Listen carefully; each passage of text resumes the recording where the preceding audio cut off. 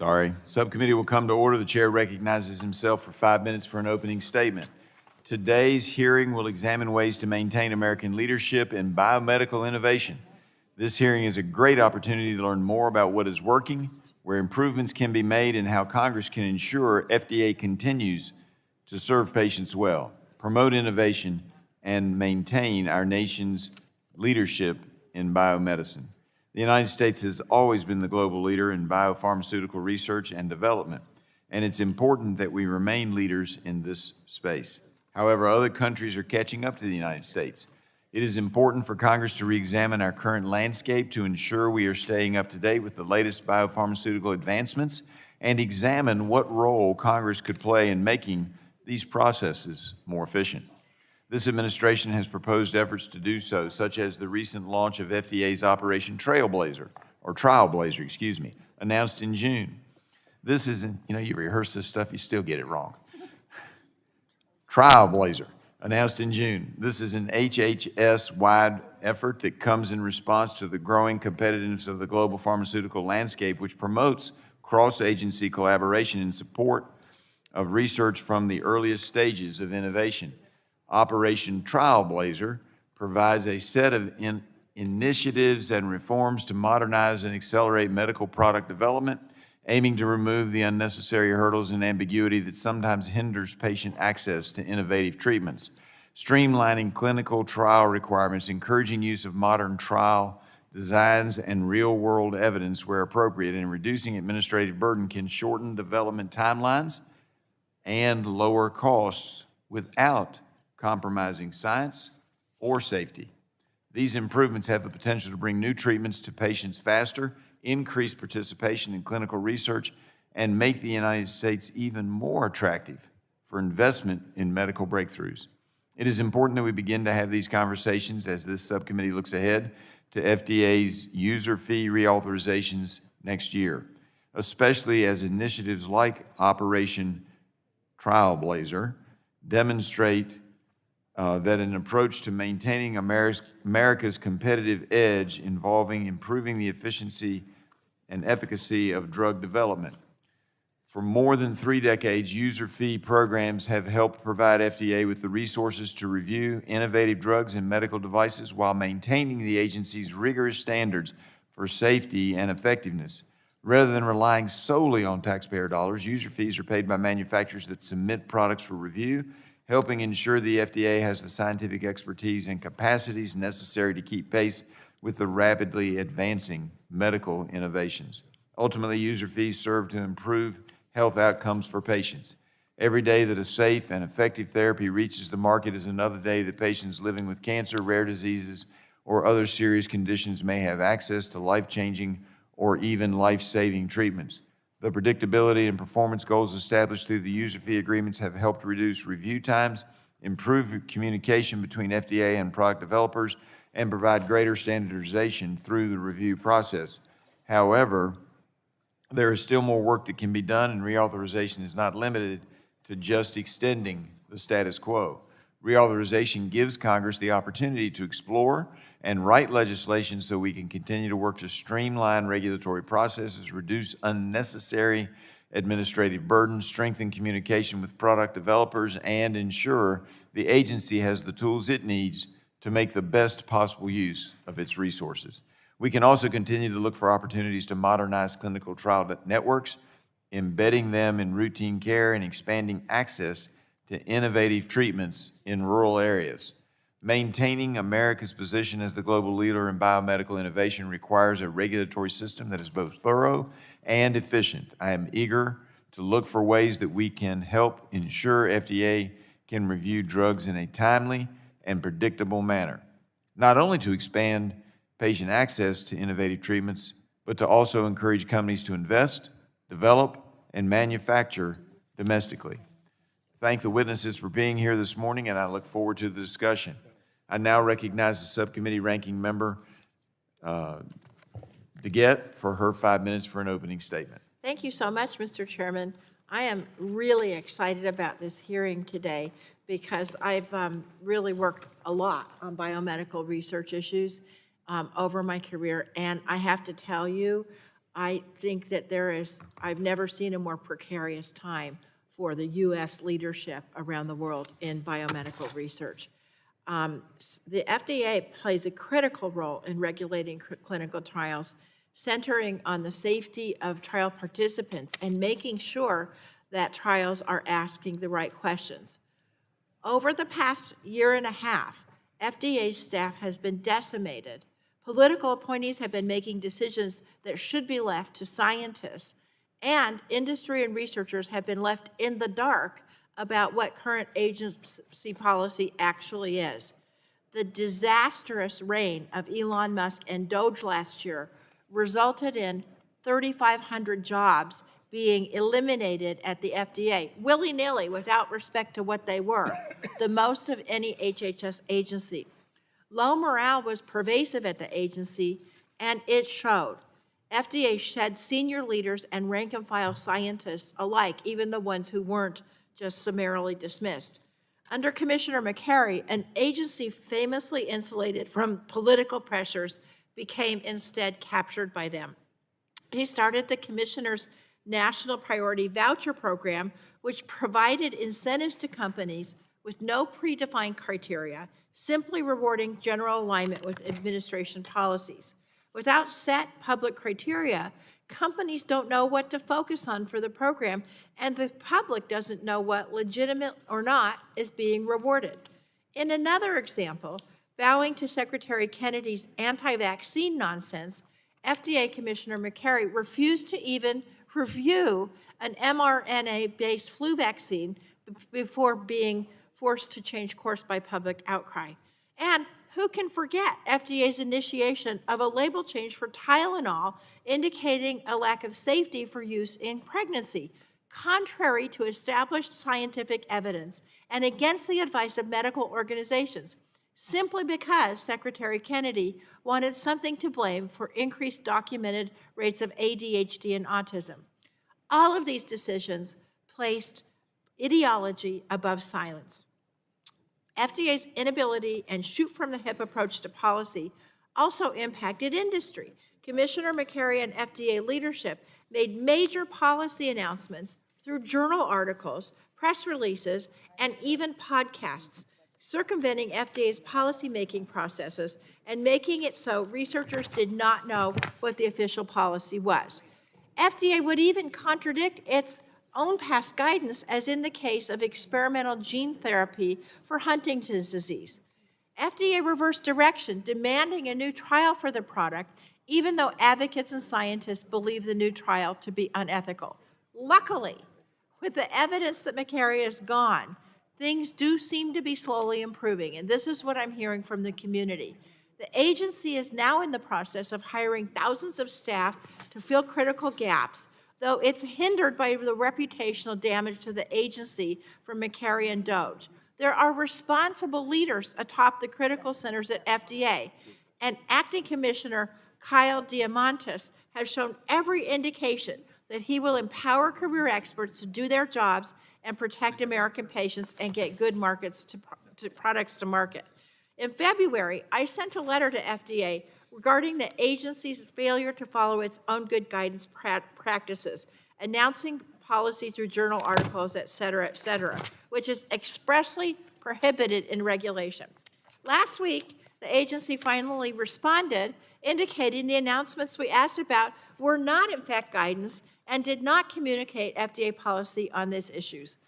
I'd like to enter both my letter and the agency's response in the record. I'd like to ask unanimous consent, Mr. Chairman. Without objection, so ordered. I hope this is a turning point, back to transparency, to consistency, and to a focus on good science. This is particularly important for developers trying to get promising medicines into the clinic. And it's also important to our reputation in the world, so we can get clinical trials back into the U.S. and stop this brain drain that we've seen going overseas.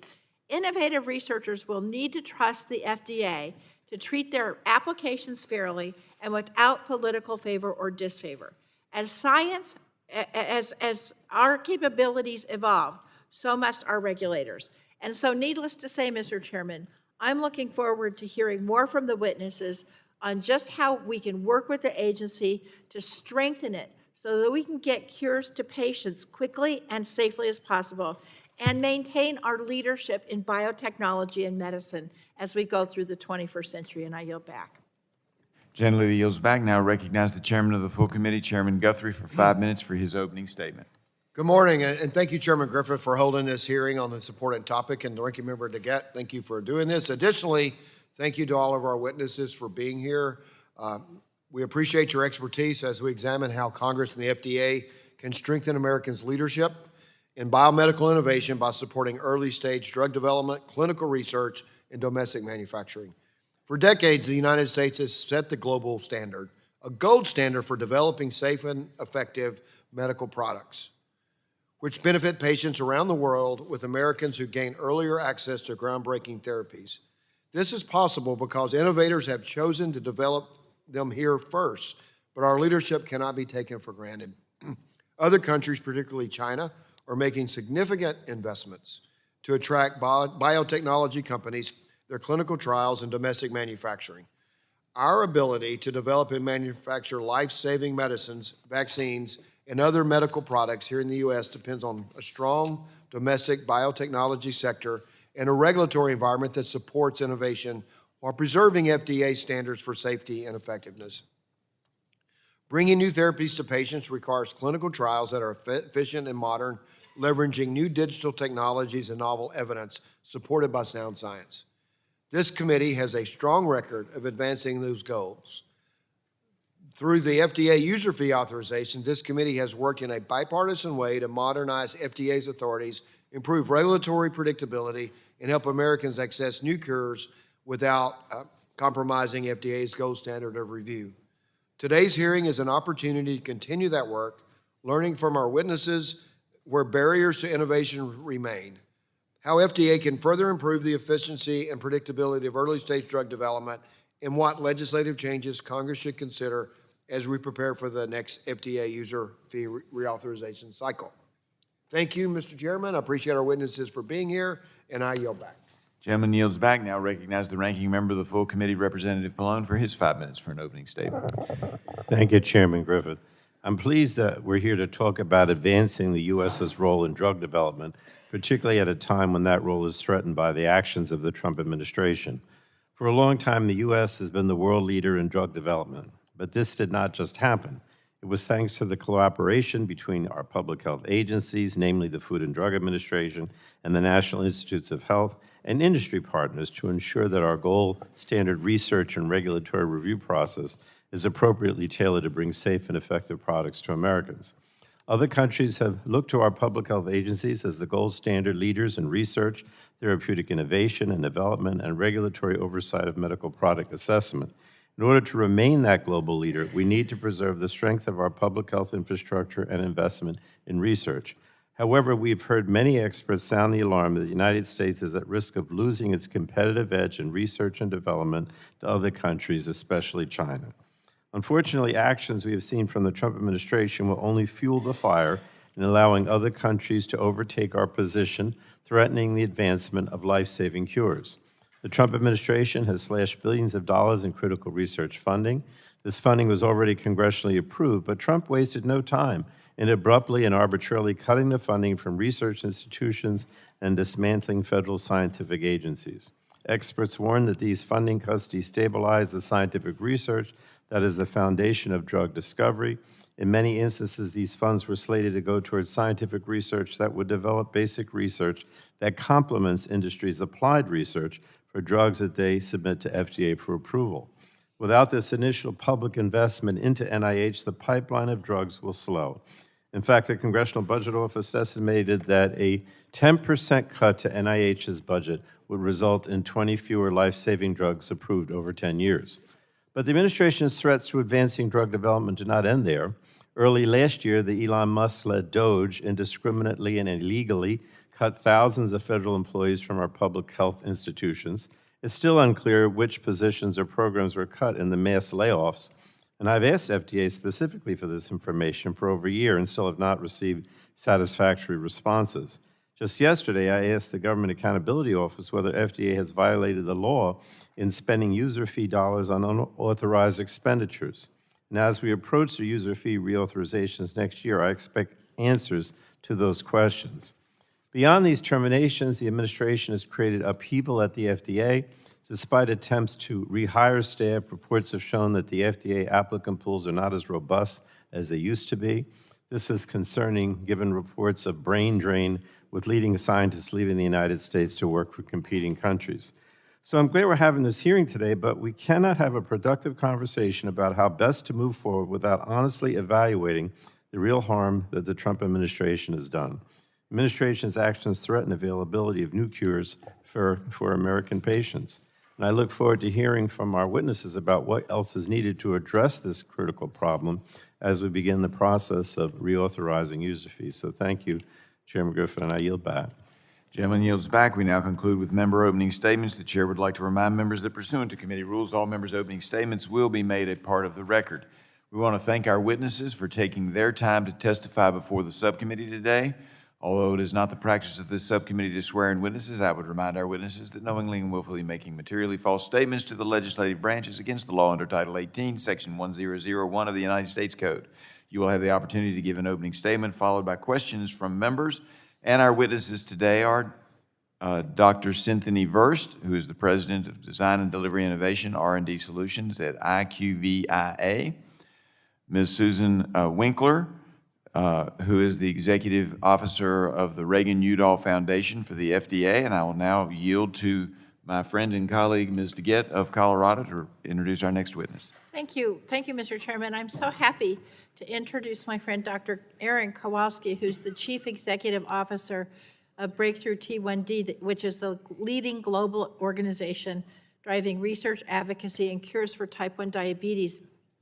Many people on this committee know my daughter Francesca, who was diagnosed with type 1 diabetes very early in my congressional career. And also, Dr. Kowalski and his brother both have it. Frankly, when they were all diagnosed, everybody was saying there's a cure around the corner, no problem, and all these years have gone by. But all of us have shared a lifetime commitment to advancing treatments, therapies, and ultimately cures. And it has been extraordinary to see what has transpired. And this is why I'm so happy Dr. Kowalski's here, and it'll blow your mind when he talks to you about some of this research, but also the others here today, what's happening in biomedical research in this country.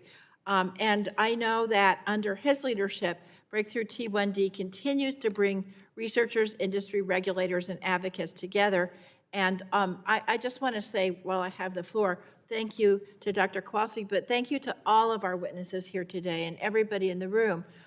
We are on the cusp of exciting discoveries, and this committee needs to partner with all of you in how we do it. Okay. And I appreciate it, and I'd also appreciate all the witnesses being here today. The next witness to be introduced is Dr. Thomas Wang. Did I get it right? All right, he says I got it right. And is an assistant professor of medicine at Brigham and Women's Hospital and Harvard Medical School. And last but not least, Dr. Thomas Boyke is the Bloomberg Chair in Global Health, Senior Fellow for International Economics, Law, and Development, and Director of the Global Health Program Council on Foreign Relations. Per committee custom, each witness will have the opportunity for a 5-minute opening statement, followed by a round of questions from members. The light on the timer in front of you will turn from green to yellow when you have 1 minute left. It is now my honor and privilege to recognize our first witness, Dr. Cynthia Verst, for her 5-minute opening statement. Chairman Griffith, Ranking Member Dingell, and members of the subcommittee, thank you for the invitation to present to you today.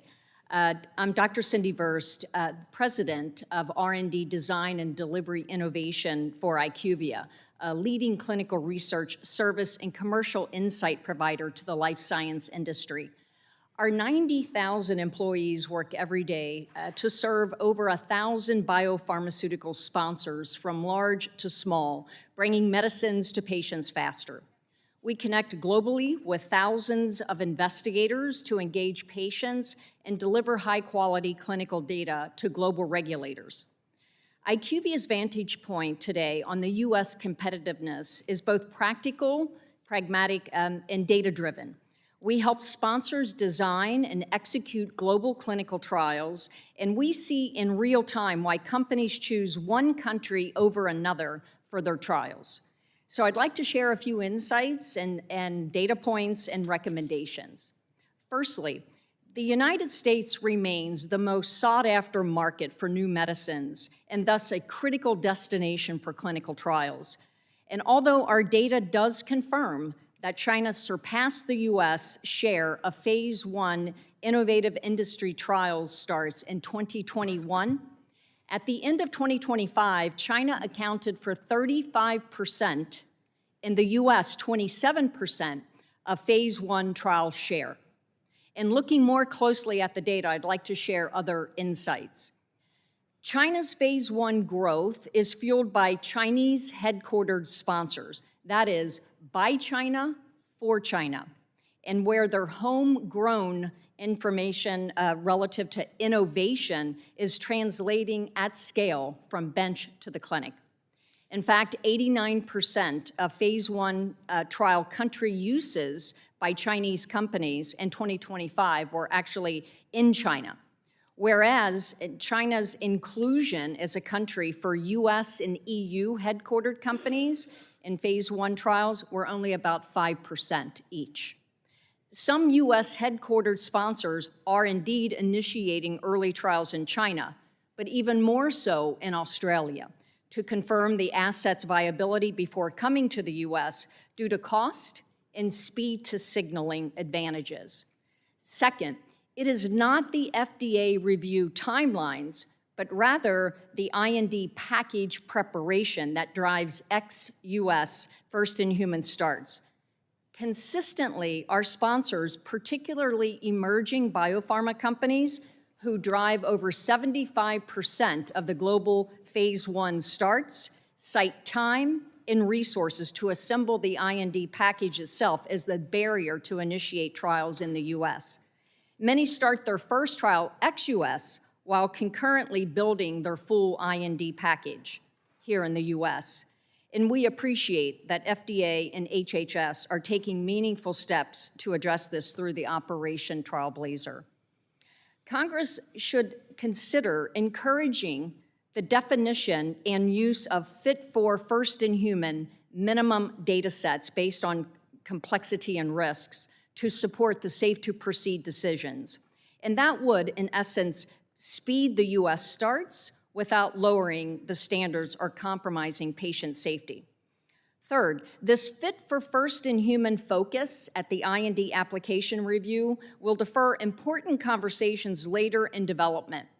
However, this will require more flexibility and capacity for FDA reviewers to provide that scientific advice as assets advance. Emerging biopharma companies and their investors place an extremely high value on FDA feedback to inform their development decisions and to attract further, often staged investments beyond first-in-human.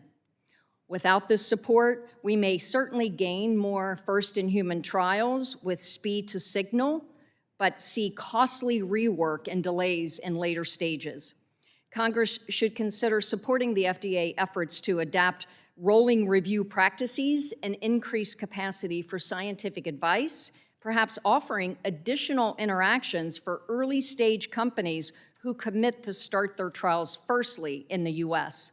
A modernized IND review framework with tailored first-in-human expectations and an FDA empowered to provide more iterative scientific engagement to help our sponsors start more early-phase trials here in the U.S. while maintaining the patient protections and data integrity that make the FDA the global gold standard.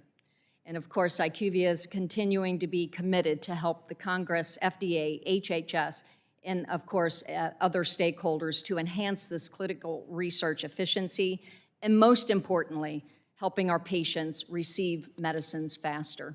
Thank you. Young lady yields back, and I appreciate that. Now recognize Ms. Winkler for her 5-minute opening statement. Chairman Griffith, Ranking Member DeGette, and members of the subcommittee, thank you for the opportunity to testify today.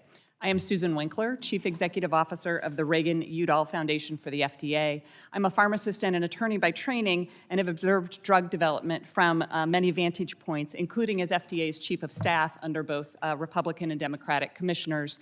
Part of my role there involved negotiating product safety agreements with China.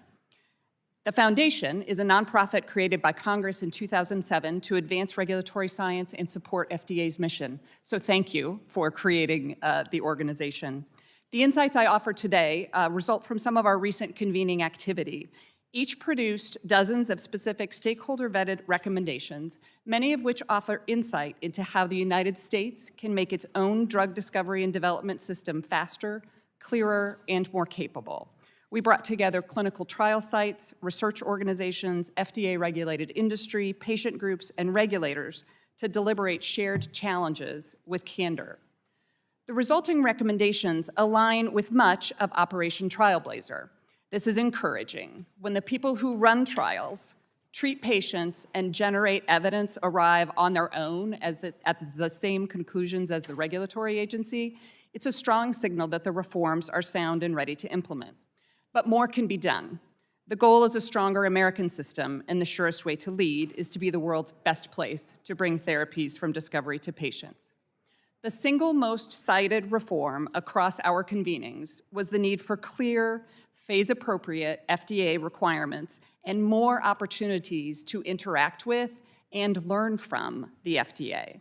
Specifically, adapting investigational new drug submission requirements according to the risk presented, as Dr. Verse mentioned, and triaging the review can accelerate routine INDs and focus limited FDA resources to higher risk INDs, to more novel interventions and emerging science. There is also benefit in informal interactions between sponsor and regulator, shared learning involving multiple parties, and simply using clearer language. For example, using the phrase clinical hold when FDA pauses an IND application before any human has received a dose can lead people to think that clinical work has stopped. It's a simple notice of additional information required would be phrasing that is clearer and less alarming both to patients and investors. FDA can clarify guidance and streamline review, and it should. But innovation is not advanced simply by refining regulations. FDA cannot build physical and human infrastructure, and some needed reforms sit with other HHS divisions such as CMS. Congress, including this subcommittee, has a considerable role to play. I share 3 areas for subcommittee exploration. First, we lack a clear national picture of America's phase 1 trial capacity. Which academic medical centers and units can safely activate first-in-human trials, and how much of that capacity is at risk? How does that landscape compare with the independent for-profit sites that may focus more on healthy volunteer studies? The stakeholders we gathered recommend building a dedicated network of phase 1 capable sites, including centers of excellence that apply policies and practices intended to speed time to trial. Such work requires federal resources and evaluation of the Center of Excellence concept. Second, where trial sites are located is uneven across the country. The number of trial sites is also declining under financial pressure. In addition to expanding opportunities like the hub and spoke model for clinical trials, it's also an opportunity to reimagine the screening mechanisms for clinical trial participation. Reimagine them to be patient-centric rather than trial-centric. Further, harmonizing legal structures regarding permissible incentives and support for clinical trial participants, which can be essential for offsetting the burden in research participation, would serve patients and innovation alike. Third, current contracting and budget negotiations between trial sponsors and research sites simply take too long and add unneeded complexity to trial management. Congress could encourage sponsors and trial sites to generate and use common processes and multi-sponsor, multi-site templates to help shorten the time from IND approval to patient dosing. In closing, we need to create a regulatory system that keeps pace with scientific advances. HHS has charted a sound course, And what remains is squarely Congress's opportunity, including assessing and strengthening our national Phase 1 capability, removing barriers, and where needed, amending the Food, Drug, and Cosmetic Act. Our foundation will continue to support this ecosystem when we stand ready to help. Thank you very much. I now recognize Dr. Kowalski for his 5-minute opening statement. Good morning, Chairman Guthrie, Ranking Member Pallone, Chairman Griffith, and Ranking Member DeGette, and members of the subcommittee. And thank you, Ranking Member DeGette, for your kind introduction and for all you've done for your daughter and our community. Thank you for the opportunity to testify before you today on a subject that is critical not only for our nation's competitiveness, but for every American who struggles with chronic and serious illness. I'm Dr. Aaron Kowalski, Chief Executive Officer of Breakthrough T1D, formerly JDRF, the leading global research and advocacy not-for-profit organization for type 1 diabetes, or as we say, T1D. Our purpose is to make everyday life with type 1 diabetes better while driving towards cures. We do this by investing in promising research, educating the public, and working with the government, like this esteemed committee, to address critical issues in the T1D community. I'm a scientist by training, but I also live with type 1 diabetes, as does my brother Steve. So I know firsthand the constant challenges of managing this disease, as well as the promising science on the horizon. I've also worked with FDA for nearly 20 years, and I can say with pride that my family and our broad type 1 diabetes community has benefited directly from American innovation and FDA standards. There's work to do, but I want to commend the FDA's new leadership.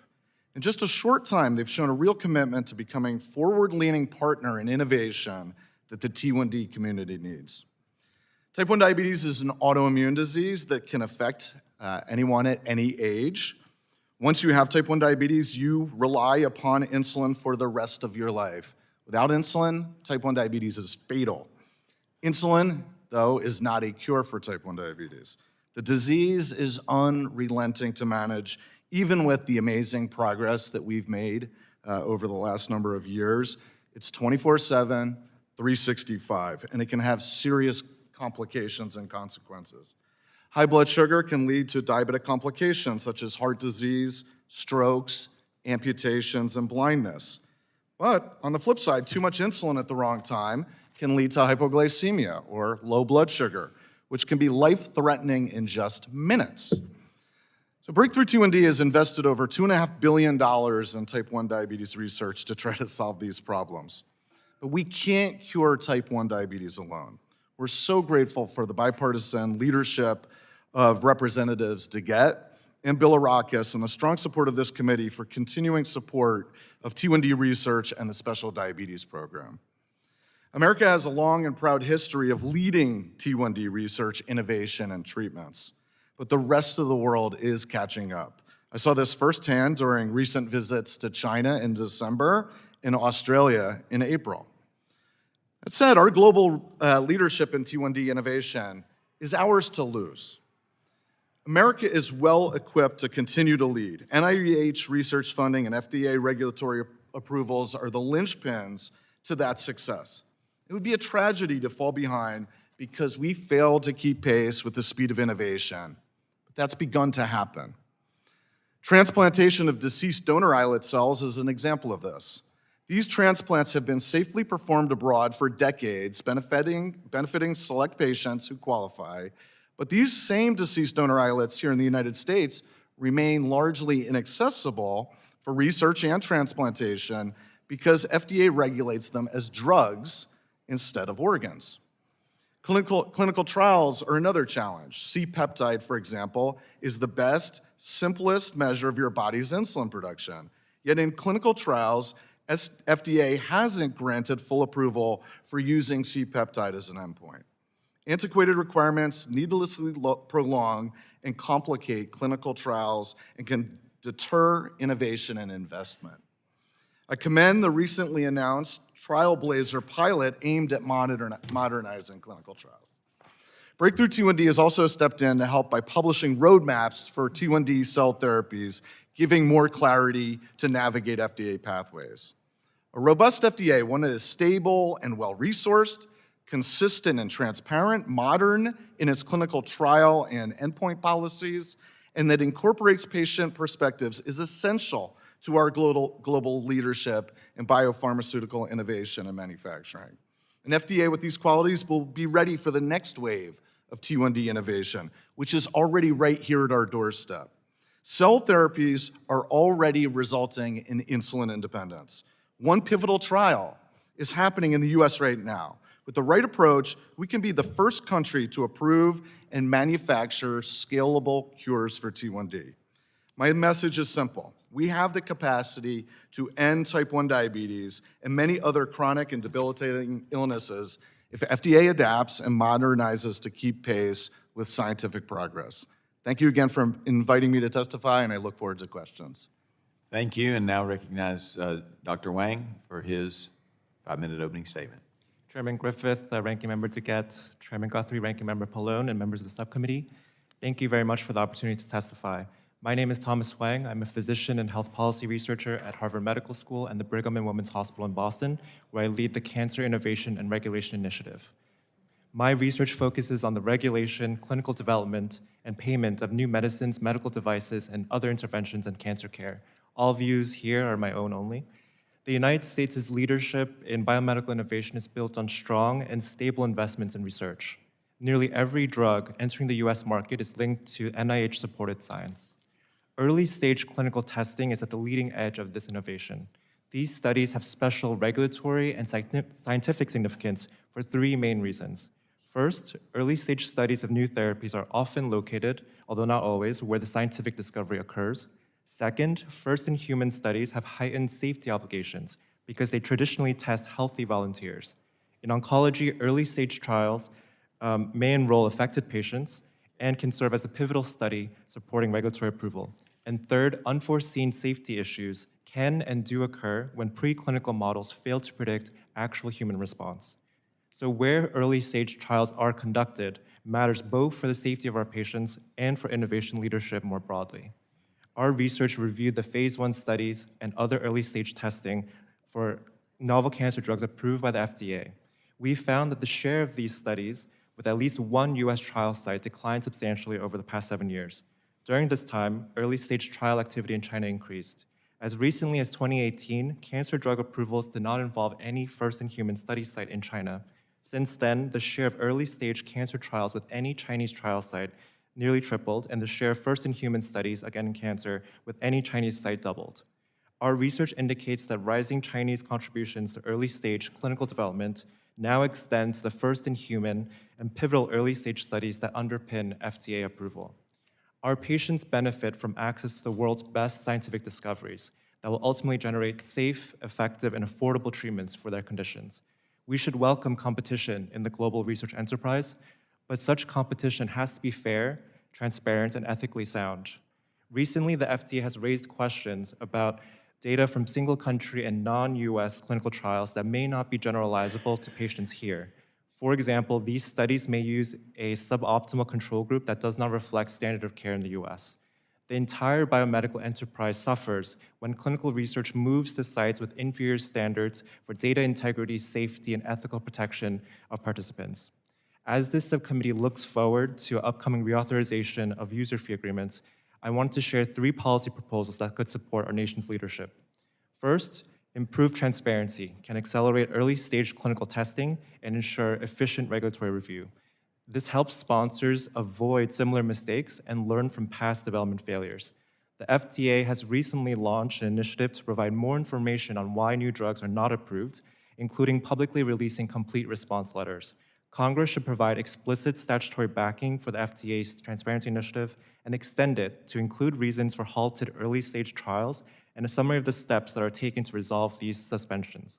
Second, Congress should explore ways to increase global standards for clinical research that protects both patients and US competitiveness.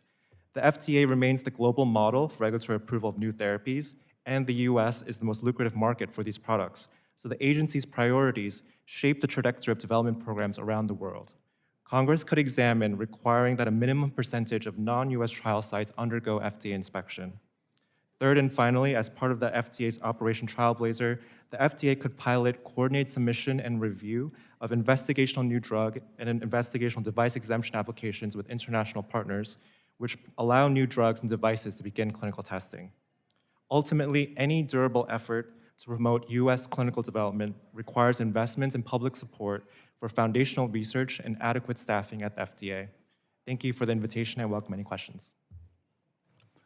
Thank you, and now recognize Mr. Boyke for his 5-minute opening statement. Chairman Griffith, Ranking Member DeGette, distinguished members of the subcommittee, thank you for this opportunity to testify today. I'm Tom Boyke, the Bloomberg Chair in Global Health at the Council on Foreign Relations. I recently co-led a year-long analysis with biopharmaceutical specialists, China scholars, industrial policy experts who identified the true scope of U.S. dependence on China in the biopharmaceutical sector and to recommend policies to reduce it. My remarks today build on that report, focusing on, first, the consequences for patients, public health, and biosecurity if the U.S. cedes its global leadership in drug discovery and development to China, and second, how Congress and FDA can streamline the early-stage clinical development process without undermining patients' timely access to safe and effective medicines. Let's start with how drug discovery is shifting to China and the potential consequences. China now offers pathways for conducting first-in-human trials that are 3 to 5 times faster and 1/3 to half the cost of the U.S. investigational new drug process.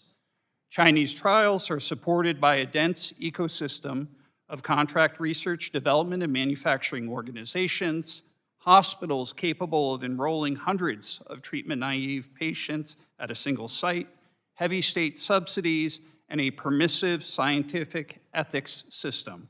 The ability to conduct first-in-human trials quickly and at low cost enables Chinese biotech firms to determine which compounds hit their biological targets, to refine them, leapfrog more slowly moving U.S. competitors, and to attract vital licensing deals. The results speak for themselves. China's share of global clinical trials starts has risen from 1% in 2009 to 30% in 2024, rivaling the U.S. share. By one estimate, 1/3 of the pharmaceutical industry's global licensing spending in 2025 involved assets originating in China. If this trend continues, it threatens to reallocate the early-stage biopharmaceutical pipeline away from U.S. startups and hollowing the American innovation ecosystem. The risk of that will be threefold. First, there's a biosecurity risk if China can create strategic and economic leverage by choking off supplies of innovative medicines on which U.S. patients and hospitals rely. China has already weaponized rare earth critical minerals and agricultural products, targeted pharmaceutical supply chains in Japan and India, and threatened to do so more broadly. Second, there is a risk to public health if the U.S. capacity to do innovative drug development diminishes, and we cannot rapidly produce effective countermeasures in a crisis, as occurred in COVID-19. Third, there's a risk to patient safety because FDA cannot effectively oversee the level of clinical trial activity now occurring in China, which means U.S. patients and healthcare providers may not be able to fully rely on the resulting data. One recent study found that just 20 GCP inspections, less than 1% of FDA's GCP inspections between 2016 and 2023, occurred in China, while 93% of those inspections happened in the US. So what should Congress and the FDA do? First, we need to make our own system better by adopting the operational features of other well-regulated nations that have modernized early clinical trial oversight without sacrificing patient safety or scientific integrity. Congress and the FDA should authorize a narrow, expedited pathway for well-characterized drug platforms and lower-risk first-in-human studies, such as Australia has pioneered. It should combine that with a program that invests in dedicated university and hospital phase 1 sites, as Norway has, that use public-private partnerships to inform trial design, central IRBs, and ensure diverse trial subject populations that draw from rural areas too. Second, FDA should reduce dependence on Chinese contract biomanufacturers by making it easier for U.S. firms to adopt advanced manufacturing technologies and AI-driven process innovations, and by being better prepared to authorize temporary importation of essential medicines should China seek to cut off supplies to them. Third, Congress needs to continue to invest in the enabling environment that makes the U.S. biomedical industry thrive, including our federal agencies and especially FDA and NIH. Rehiring is occurring, but FDA staffing is down from 2025. The agency has lost real experience and expertise. Adding a user fee to enhance the number and quality of GCP inspections for IND submissions with foreign clinical trial data would help boost FDA's inspection capacity.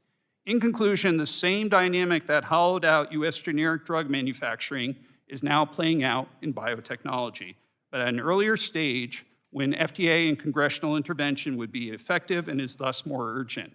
The time to act is now.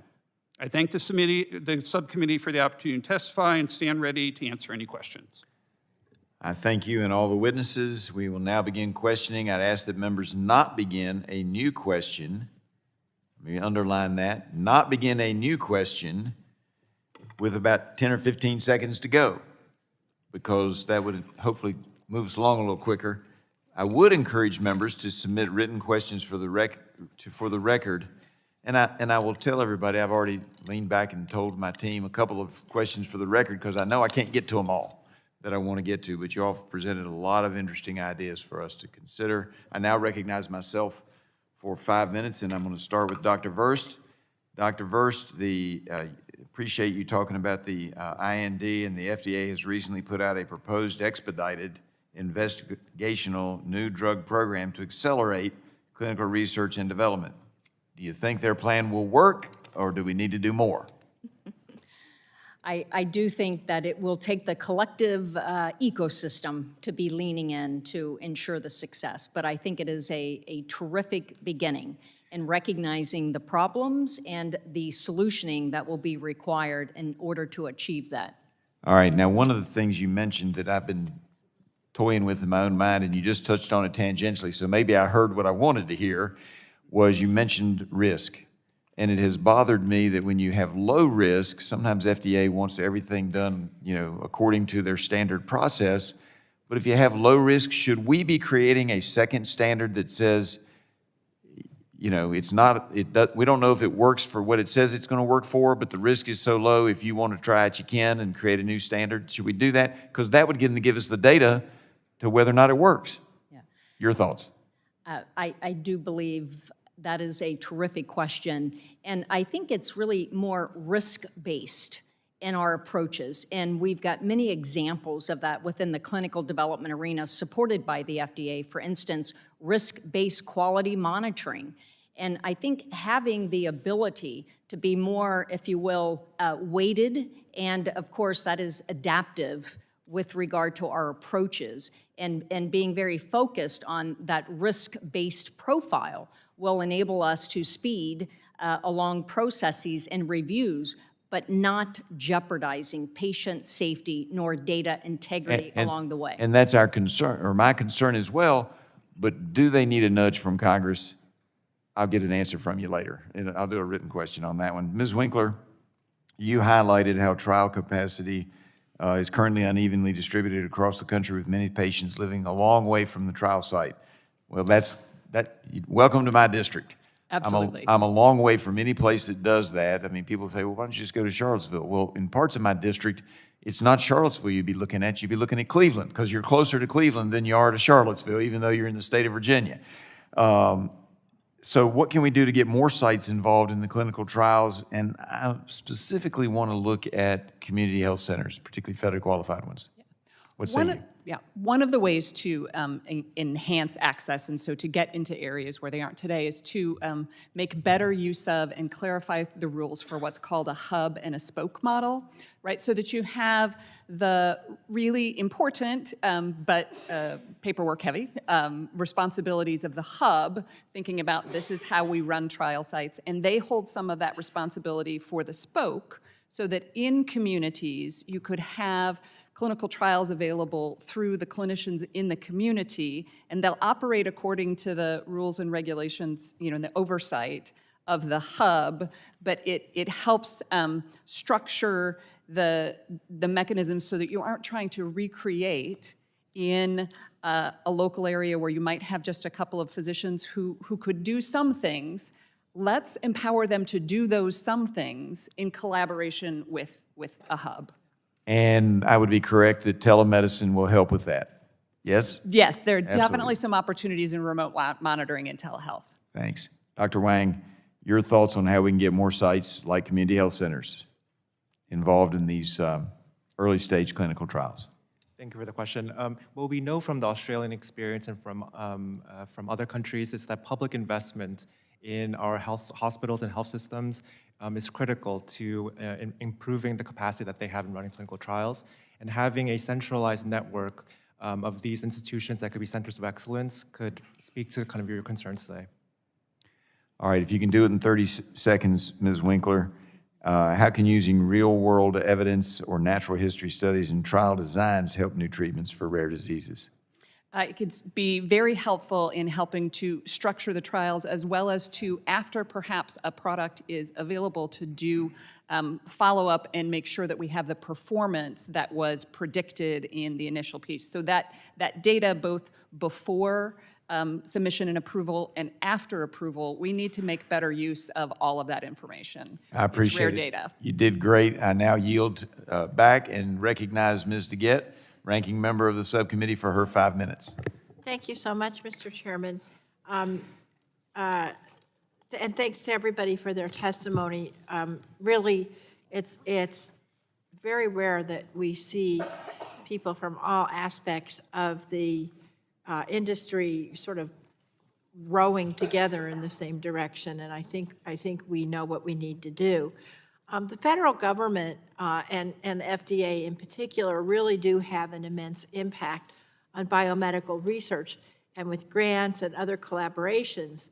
But as all of you know, our resources are not unlimited, so we have to fund high-quality basic research and impactful public health projects. Dr. Kowalski, I wonder if you can talk to us about the importance of merit-based peer review process. Well, merit-based peer review is fundamental to making good decisions that are unbiased, that have input from expert scientists and are aligned with the unmet needs in science to drive towards clinical benefits. So it's fundamental to everything we do in science. So OMB recently proposed a rule that dramatically changes how the federal government would evaluate federal funding and how grantees can use the federal dollars. What would the impact of that rule on the peer review process be?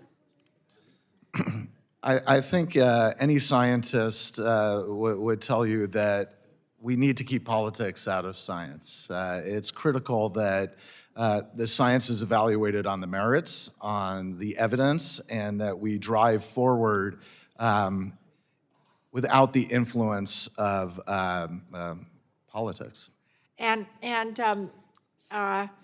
So you think that the proposed rule would really adversely impact the peer review process? I think so, and we've signed on with a coalition to lodge our feelings about this issue. Okay. Now, international research collaborations have made important contributions to the science of type 1 diabetes. Isn't that correct? Absolutely. And how would that proposed rule treat those international collaborations? Well, we've seen already in a number of groups that we fund, barriers be put up to some of these collaborations. For example, I just came from a meeting where we funded an international study on pregnancy and diabetes. Those investigators often rely on agreements through NIH multi-center study grants, and those barriers we absolutely do not want to see happen. Okay. Can you just briefly tell us about the TEDdy study? So this is an amazing study. It's one of the largest databases currently at NIH that's aiming to identify the causation of type 1 diabetes. Type 1 diabetes has a genetic component, but even an identical twin who gets type 1, it's only about a 50% risk the other one will get it, which says there's something in the environment that is causing type 1. When we look at the use of AI in the future, I really believe the combination of genetics and this environmental data from TEDdy will really help us understand what's causing type 1 diabetes. So one of the provisions of the proposed rule would let political appointees terminate grant awards. So that would effectively kill projects at any time for any reason. What would happen if the TEDdy, this huge TEDdy collaboration that you're talking about, were cut off halfway through because maybe a political appointee didn't like the word environmental? It would be a travesty. It would totally destroy the results of that study. I mean, we've certainly benefited from TEDdy with a number of seminal learnings, but the ultimate goal of understanding the genesis of type 1 diabetes is not there yet. Right. And that is one of the most important studies that Right. would help us get Dr. Huang, I want to ask you quickly, what kind of work does FDA fund externally? The FDA has a lot of important grant mechanisms, specifically in the Office of Orphan Products. FDA grants to rare disease clinical trials, including those for ALS, have supported new product approvals, and all of that research is at risk. And in your view, if this rule I've been talking about were implemented, would that undercut that external work? I would have concerns that it would. Dr. Kowalski and Huang, do you think, and I'm just going to ask you, do you believe the proposed rule should be withdrawn? I'll start with you, Dr. Huang. I'm still reviewing the proposed rule, but as written, I have serious concerns before it's implemented. And Dr. Kowalski? I think we share those Okay, concerns. thanks. Thank you so much, Mr. Chairman. I yield back. Gentlelady yields back. Now recognize the chairman of the full committee, Mr. Guthrie of Kentucky, for his 5 minutes of questions. Thank you very much. Thank you. So Ms. Winkler, the Reagan-Udall Foundation has extensive experience convening stakeholders to identify opportunities to accelerate drug development, particularly in areas where there are few treatments such as psychiatric substance use disorders, particularly psychedelics, we're referring to. As the administration takes action on accelerating development and access to therapies for these types of conditions, where do you see the greatest opportunity for FDA and external stakeholders to work together to bring safe and effective treatments? So there's a few opportunities, but in particular, assuring that the endpoints that we're pursuing, so what the treatments intend to affect, match what patients are looking for. So that's one of the components. And then there's also the important conversation between the product developers and the regulator for what should be measured and how do those clinical trials need to be conducted. There certainly have been a number of those conversations that have taken place.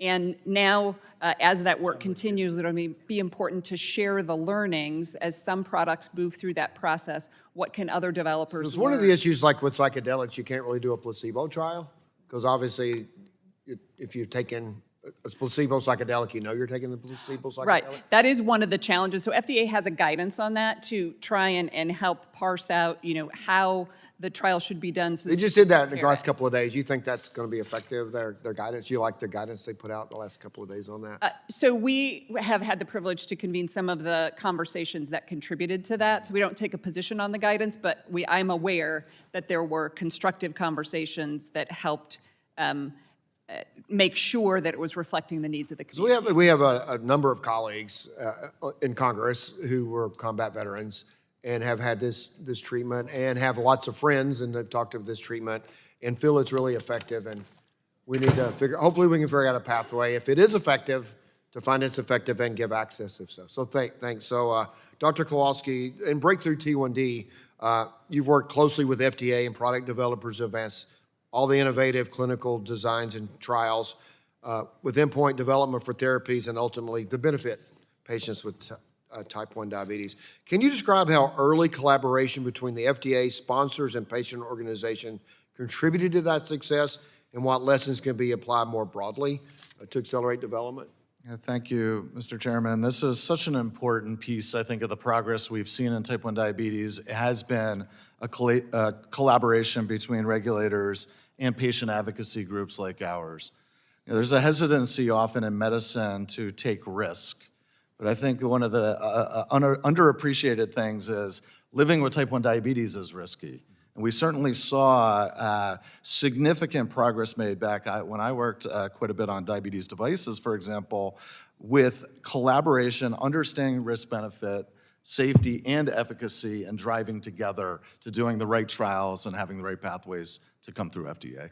Okay, thank you. And so, Dr. Verst, we've heard increasing concerns that other countries are reducing the time it takes to activate clinical trials and enroll patients, making them more attractive locations for early-stage development. What are the potential risks if we as Americans fail to remain competitive with clinical trials? And so the risk and what we can do to have the greatest impact on ensuring America remains the preferred location? Mr. Chairman, that's a terrific question. I think the largest risk is not getting on the other side of approvability better medications to our patients faster, the largest risk. I think what we can do is actually putting more innovation at the top of the funnel. And that is what is truly at risk here from a China perspective. And that is more translational, if you will, medicine and science with more assets, drug discovery occurring, early in the process. And then, as I mentioned in my remarks, simplifying and importantly accelerating and doing more of that adaptive approach, more of the risk approach to actually hasten the process. And then finally, clarification, especially with biotech pharma companies. They need that early engagement that you alluded to earlier, much more preemptively, even in the pre-IND phase, and being more, if you will, predictive and reliable, especially because of the backing of investors. They really encourage that FDA feedback and insights. We need to have the risk approach because, if you're just trying to cure the sniffles, you want a lot of tests to make sure there's no side effects. But that's what the president is in the first term and now pushed right to try. Some people are in a situation where this is their only hope, and this is something that's going to cost them their lives. And so or suicide, that's what some of my colleagues talk about with some of the treatments that I mentioned earlier. So we are focused on it, and we look forward to working with you, and I yield back. Okay, the gentleman yields back, and I now recognize the ranking member of the full committee, Mr. Pallone, for his 5 minutes of questions. Thank you, Chairwoman. I mentioned in my opening statement we need to ensure there's a robust research infrastructure in the U.S., something that has been seriously threatened by the Trump administration. In May, the Trump administration took another harmful step to decimate our public research when OMB overhauled the federal grant rules and gave political leadership final authority over discretionary award decisions. This politicizes the science and threatens the independence of scientific research in the United States. On Monday, a group of 57 organizations representing patients, caregivers, and families that rely on drug discovery wrote to congressional leadership warning of, I quote, profound implications on biomedical research and the future of treatments and cures in the United States. And I'd like to ask unanimous consent, Madam Chair, to introduce this into the record, if you will. Without objection. So Thank you. So every Democrat on this subcommittee wrote to the OMB director earlier this week to rescind this politicizing rule. I wanted to ask Dr. Huang, your testimony speaks to the vital role of U.S. public investment in biomedical innovation. Why is it important to have an ecosystem that is supportive of this investment, including on foundational research? Your testimony notes that the U.S. has historically been the engine for biomedical innovation. However, your research now shows the growth in Beijing, China's action in this space. So basically, let me ask you first about the vital role, and then I have a second question, Doctor.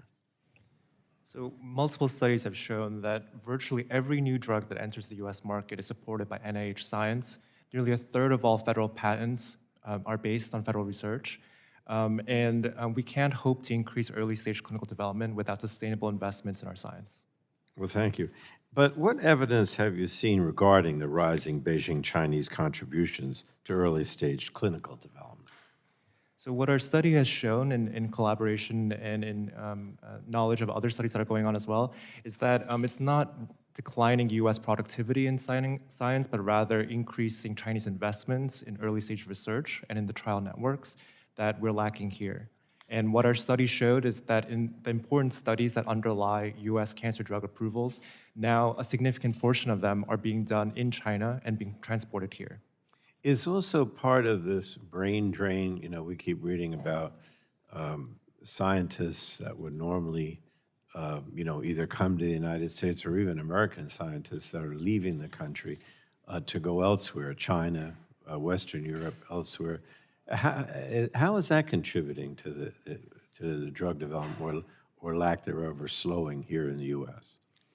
I think Congress has an important role in making the U.S. continue to be a leading destination for the world's best scientists, and I call upon this committee to help that. All right, thank you. I'm also concerned that we're undermining the impact of, or underestimating, I should say, the impact of our dependence on Beijing. So let me ask Mr. Boyke, in the report you published that you note that we need, quote, a combination of measures to improve U.S. innovative capacity in the biotech space combined with sensible security restrictions on Chinese firms. So what does your research show as a reason for clinical trial activity for promising interventions shifting away from the United States to Beijing, China? Thank you for the excellent question. So part of it is a decline in U.S. competitiveness, not just vis-a-vis China for early-stage clinical trials, but also Australia and other markets as well. It is a cumbersome, burdensome process under the IND approach, and that has helped encourage activity to go abroad. But make no mistake, China's rise in this area is not just simply a matter of market forces. It is decades of coordinated state intervention and investment. And while it's critical, as many of the witnesses have discussed here, to invest in making the U.S. more competitive, we need to acknowledge that FDA acceptance of foreign clinical trial data depends on its compliance with good clinical practices, that it's conducted under independent ethics review, and the ability of FDA to inspect. And we cannot maintain that standard for the amount of activity in China. We have to have increased scrutiny over those trials and increased resources for FDA to do that. Thank you. Thank you very much. Thank you, Madam Chair. Thank you. The gentleman yields back, and I recognize myself for 5 minutes. We've got two pharmacists on the panel, and as a pharmacist, I've spent my career helping patients, benefit from innovative medicines, but innovation only matters if patients can safely access it. So I'll start with you, Dr. Verst. Your testimony notes that Chinese companies overwhelmingly conduct their phase 1 work inside China. Should Congress view this primarily as a regulatory challenge or as industrial competitiveness challenge? I think it could be both in terms of the regulatory challenges and ensuring, for instance, at the end of the day, we talked about representativeness. So increasingly, we're seeing more global trials being executed outside of China by Chinese companies. And accordingly, we pay very close attention, provisioning services to help them understand the regulatory implications at the FDA level. For instance, representativeness, which is being so critical in the data application. And I also think, from just a competitiveness perspective, that this phase 1 is quite candidly close on the heels is phase 2. Right now, the comparison of phase 2 trials in China as compared to the US is increasingly becoming comparable. So I think both threats. Okay. Ms. Winkler, stakeholders often tell us that one FDA review division may expect something entirely different from another. So how important is it to get greater consistency across the FDA review divisions for encouraging companies to keep early stage development here in the United States? So not only is the consistency important, but sometimes there's a rationale for it in that the review division is looking at a different organ system, a different impact. And so what's important there is for the agency to share the scientific rationale for the differences, not only with that sponsor, but could that information be available more broadly so that the inconsistencies are explained and provided in context. I got you. Dr. Wang. You found that China's role in early-stage oncology trials has grown substantially. I'm a compounding pharmacist, so when we can't, I've said this for 40 years, there's a problem with APIs when you have them do what they're doing with everything, drop the price, corner the market, and then we're the ones that pay the price when you can't get those drugs. Should Congress be more concerned about losing scientific leadership or about relying on foreign-generated clinical data that FDA may have limited ability to inspect? Thank you. I think both of those should be the focus of this Congress. And specifically on the latter, as we heard from other members of this panel, the FDA does not inspect a significant number of trial sites in China. And what we do know from the literature is that many of these sites have inferior standards for Yeah. data integrity and for safety. And so we should empower the FDA and substantially appropriate funds to do so, to do those inspections. Yeah, you know, I've talked to drug companies recently, and they have been to China. They say their industrial facilities are very top of the line, and they have an equivalent like the FDA, but I'm like, how do we know that if we don't go inspect those? And there's lots of questions there. Mr. Bolke, you argue that dependence on China for drug development creates both economic and national security risk, and I agree. Can you explain why manufacturing domestic early-stage clinical research capacity is now becoming a biosecurity issue and not merely an economic issue? Thank you for the excellent question. So we have seen in other space China exercise a willingness to leverage dependence on its supply chains and its system to gain economic or strategic advantage over other nations. This is not a fanciful possibility in the pharmaceutical space. They have done this with Japan already in terms of restricting access to dual-use compounds that support pharmaceutical manufacturing. They have undermined India's attempt to develop supply chain resilience in the active pharmaceutical ingredient and key starting materials space. They easily could do so in this context, so it puts us at real risk. Yeah, absolutely. I agree with everything. One point that stood out in your testimony, sir, was the limited number of FDA inspections conducted in China, and I have 11 seconds left. But if FDA cannot routinely inspect foreign trial sites, how confident should Americans be in relying heavily on that data? It's just, I don't know, this is a problem, and I came to Congress to fix this, and we're going to work on this. A lot of the suggestions you all have had we'll take back to the FDA, so thank you for being here. I yield back, and now I recognize my friend from California, Dr. Ruiz, for his 5 minutes. Thank you. Thank you so much. We must, first and foremost, ensure the effectiveness and the safety of new innovations during the clinical trial process. That's ground zero. And as an emergency physician, I'm concerned about the potential effects that the lack of participation in clinical trials may have on the effectiveness of new medical treatments and therapies for populations that are underrepresented in these clinical trials, okay? So many barriers prevent patients from participating in clinical trials, especially individuals living in rural and underserved areas, working class poor families. There are considerable financial considerations, like can someone afford taking time off of work to participate in the trial? Can they afford the transportation to the trial site and co-pays for the follow-up in the clinical trial visits and afterwards to the doctor? There are also basic geographic considerations. If you're living in a rural community like many of my constituents, you might not be able to drive 2 hours to the nearest academic medical center to participate in their clinical trials. Or you and your doctor might not even know about the trials and the opportunities that many patients may welcome, especially for end-stage illnesses in the first place. So these are barriers that we can and should address. That's why I introduced the Bipartisan Clinical Trial Modernization Act, H.R.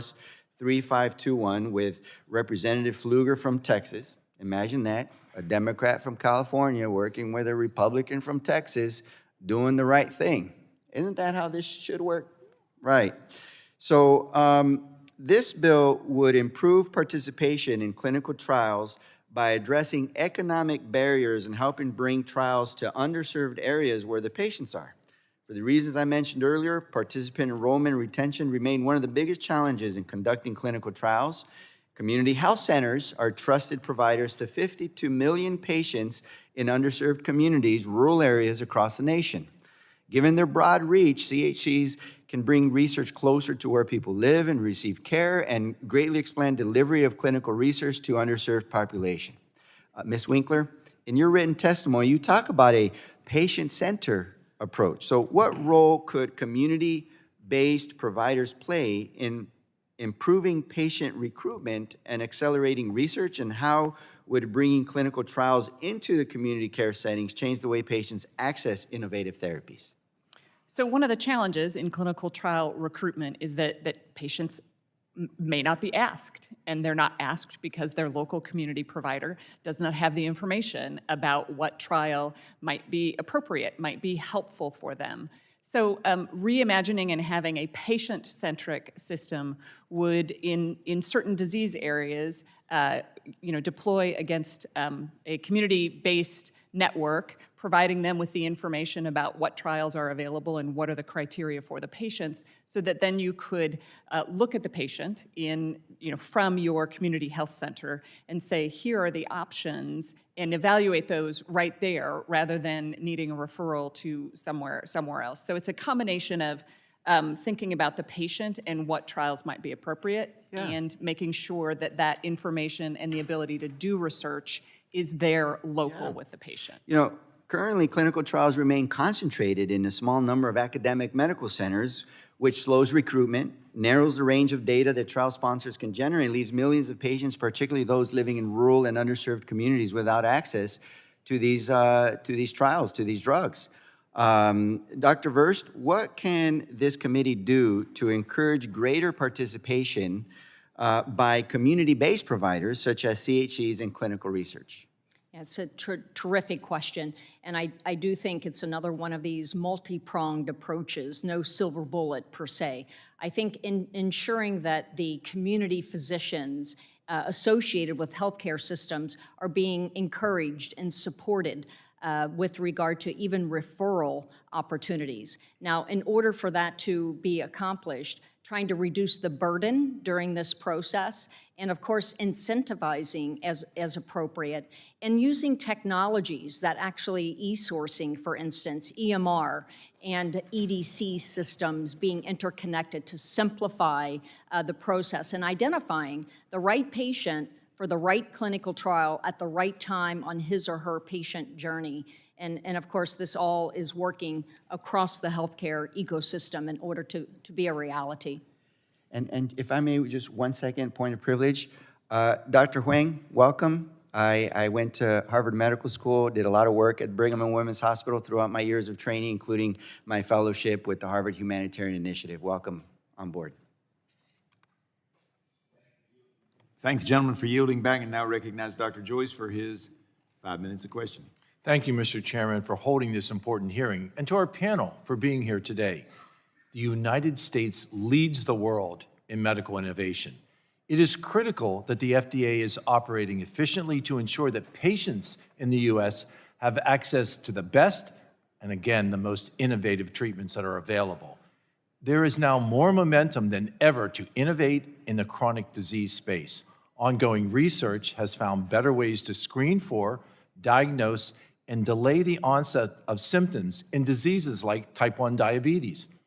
A delayed diagnosis of T1D drastically increases medical, financial, and emotional burdens. Frequently, patients go undiagnosed until they land in the emergency room with the diagnosis of diabetic ketoacidosis, a life-threatening complication of disease that can lead to lengthy ICU stays and significant long-term health consequences. The status quo is bad for patient outcomes, and it puts unnecessary burdens and costs on the patient and on our healthcare system. Recently, Adam Schefter visited Washington, D.C., and discussed how his wife's late diagnosis of T1D influenced him to come to Washington to advocate for earlier diagnoses. He shared with us how, despite an adult diagnosis and early challenges adapting to the disease, his wife was now able to successfully manage the disease for over 20 years with the help of an insulin pump and with the help of continuous glucose monitoring systems. To address these issues and to help people more readily identify and manage the disease before it becomes life-threatening, I am proud to partner with my colleague and my friend, Dr. Kim Schreier, on the Screen for Type 1 Diabetes Act. This bill would direct CDC to develop a national education campaign and provide evidence-based screening resources to schools, to pediatric practitioners, and to community health centers. Dr. Kowalski, what is needed to prevent patients from reaching deadly symptoms prior to ever being diagnosed with type 1 diabetes? Thank you for that amazing question, Representative Joyce. This is such an incredible priority for us at Breakthrough T1D, and thank you for your leadership. I just came from a meeting in Colorado where data was presented that people who aren't screened for risk, who don't know they're at risk for type 1 diabetes, have a approximately 50% chance of being admitted in DKA upon diagnosis, which is diabetic ketoacidosis. This is a very dangerous and potentially deadly complication of high blood sugar and lack of insulin. And in fact, in my home state of New Jersey, we lost a young girl a couple years ago who was misdiagnosed as having the flu and died because she had DKA. This is preventable. When screened, that risk goes from about 50% to less than 4%, saving significant money, potential lives, and we can screen. So we are doing significant work to make sure that screening happens, that people are aware, and ideally that every American is screened for risk. Dr. Kowalski, earlier in your testimony, you said that we in the United States have the opportunity to become the first country to approve and manufacture a scalable curative therapy for T1D. What would it take from the federal government to increase screening infrastructure and ensure that right now that we seize on that opportunity? I think this is another example. We keep hearing about the investment in China. We need to maintain our investment here in the United States. Continue to invest in screening, continue to invest in NIH, continue to support a fully functional and robust FDA. These therapies are not a matter of if, they're a matter of when, and we want them to be when soonest here in the United States. In your opinion, the legislation that I'm working with Dr. Kim Schreier, the Screen for Type 1 Diabetes Act, would that help advance screening practices and promote the early diagnosis of all the goals that we have discussed here this morning? 100%. Thank you. Mr. Chairman, the Screen for Type 1 Diabetes is a strong piece of bipartisan legislation that will have impact on American lives, which will allow for the early diagnosis and the successful treatment of individuals with type 1 diabetes. I thank you all for being here today. Mr. Chairman, I yield the remainder of my time. I thank the gentleman and now recognize the gentlelady from Illinois, Ms. Kelly, for her 5 minutes. Thank you, Chair Griffith and Ranking Member DeGette for convening this hearing. First, I'd like to acknowledge that this hearing is being hosted in the wake of the one-year anniversary of the passage of, in my opinion, the Big Ugly Bill, which has left already millions of Americans without access to critical health care. Patients and families across the country count on our scientific infrastructure to develop life-saving treatments, which is why it's so important to invest in biomedical research while simultaneously supporting access for those who need it most. In 2022, along with my colleague, Representative Eshoo, I pushed forward clinical trial diversity standards at the FDA, passed through the Food and Drug Omnibus Reform Act. These standards raise the bar for new FDA applications to submit a plan to improve the enrollment of clinically relevant participants from historically underrepresented populations. The FDA issued proposed guidance for diversity action plans in June 2024. In January 2025, this administration removed the guidance in their harmful attacks on DEI. While the guidance has been reposted under court order, it is yet to be finalized, leaving researchers, providers, and patients in limbo. Dr. Verst, IQVIA report advancing diversity in clinical development through cross-stakeholder commitment and action highlights, and I quote, failure to include adequate representation from key subpopulations, risks failing to identify potential differences in therapy efficacy or safety. Can you tell us about the role of diversity in clinical trials and the safety and efficacy of biomedical treatment development? Thank you. That's a terrific question. And diversity and representativity is critical for good science. And as you mentioned, diversity action plans are absolutely critical for not only ensuring efficacy and safety of diverse populations and, of course, increasing probability of regulatory success. It's obviously very important, too, to be concentrating on protocol design, so starting with the end in mind for that good science. And that also equates to operationalization of clinical trials, understanding, for instance, where are these individuals, patients that are eligible for a specific protocol, diverse populations, where are they being treated? And identifying the right investigators that have the right patient-eligible populations, and even being considerate of some of the, if you will, nuances associated with even the eligibility criterion and clearly how they are treated through the schedule of events, et cetera. So it's absolutely critical, and in fact, it is good science. Thank you so much. Dr. Kowalski, can you discuss the importance of clinical trial diversity for participants with type 1 diabetes? It doesn't, type 1 affects all races and socioeconomic classes, and I'm really proud of a number of questions have come up on this. We mandate in our grant agreements that trials are representative of the broad population. Chairman Griffin, you asked about rural areas. We've seen in federally qualified health systems, we have a program at University Hospital in Newark, for example, that are having some of the best recruitment for trials. It can be done. And I think there are mechanisms, especially from funders and from government, to help push to make sure that everybody's represented. I completely agree with my panelists here that we have to look at all populations to fully understand the impact of new drugs and new therapies.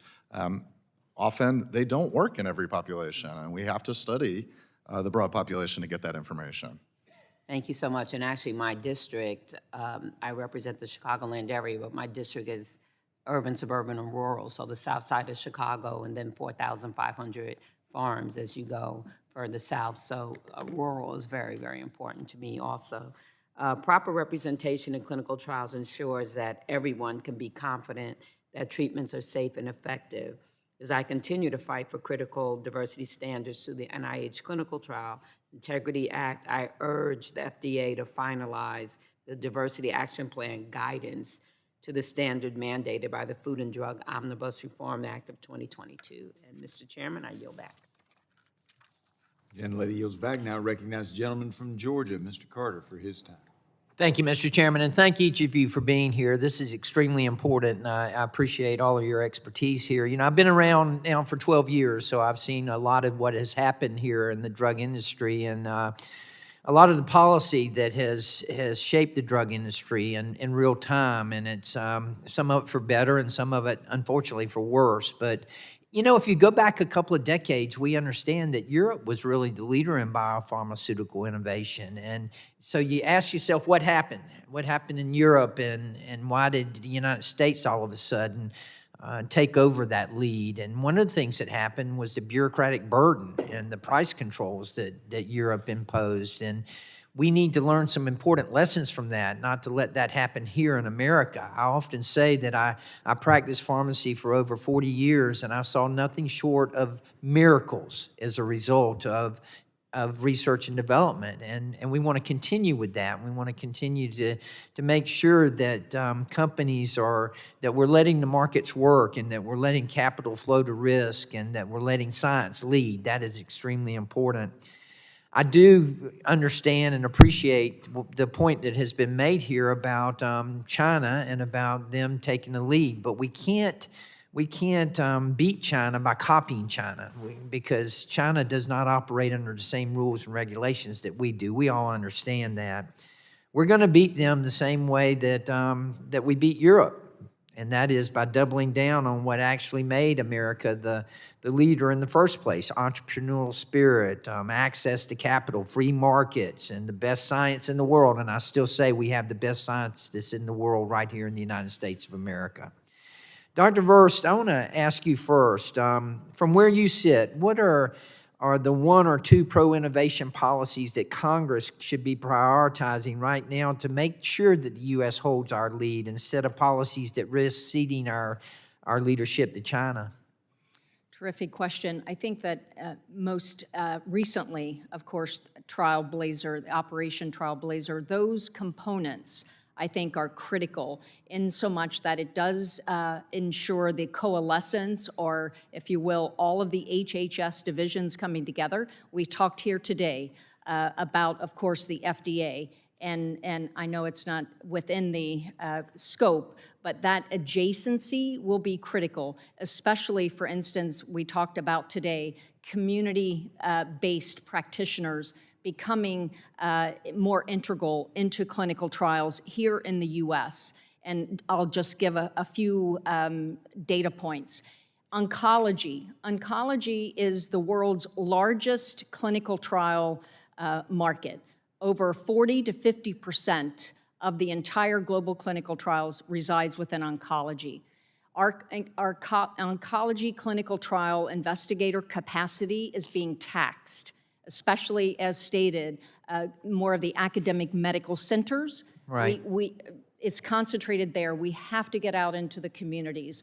So that these are, I think, important components that will help us to ready ourselves for the volume of clinical trials and, of course, the resultant capacity in order to accommodate them. Okay, well, let's do kind of shift gears a little bit and talk about the clinical trials, because we talked about it a little bit up here about decentralizing it, and that's something that I really do think is can be beneficial, particularly in using all the healthcare facilities that are available.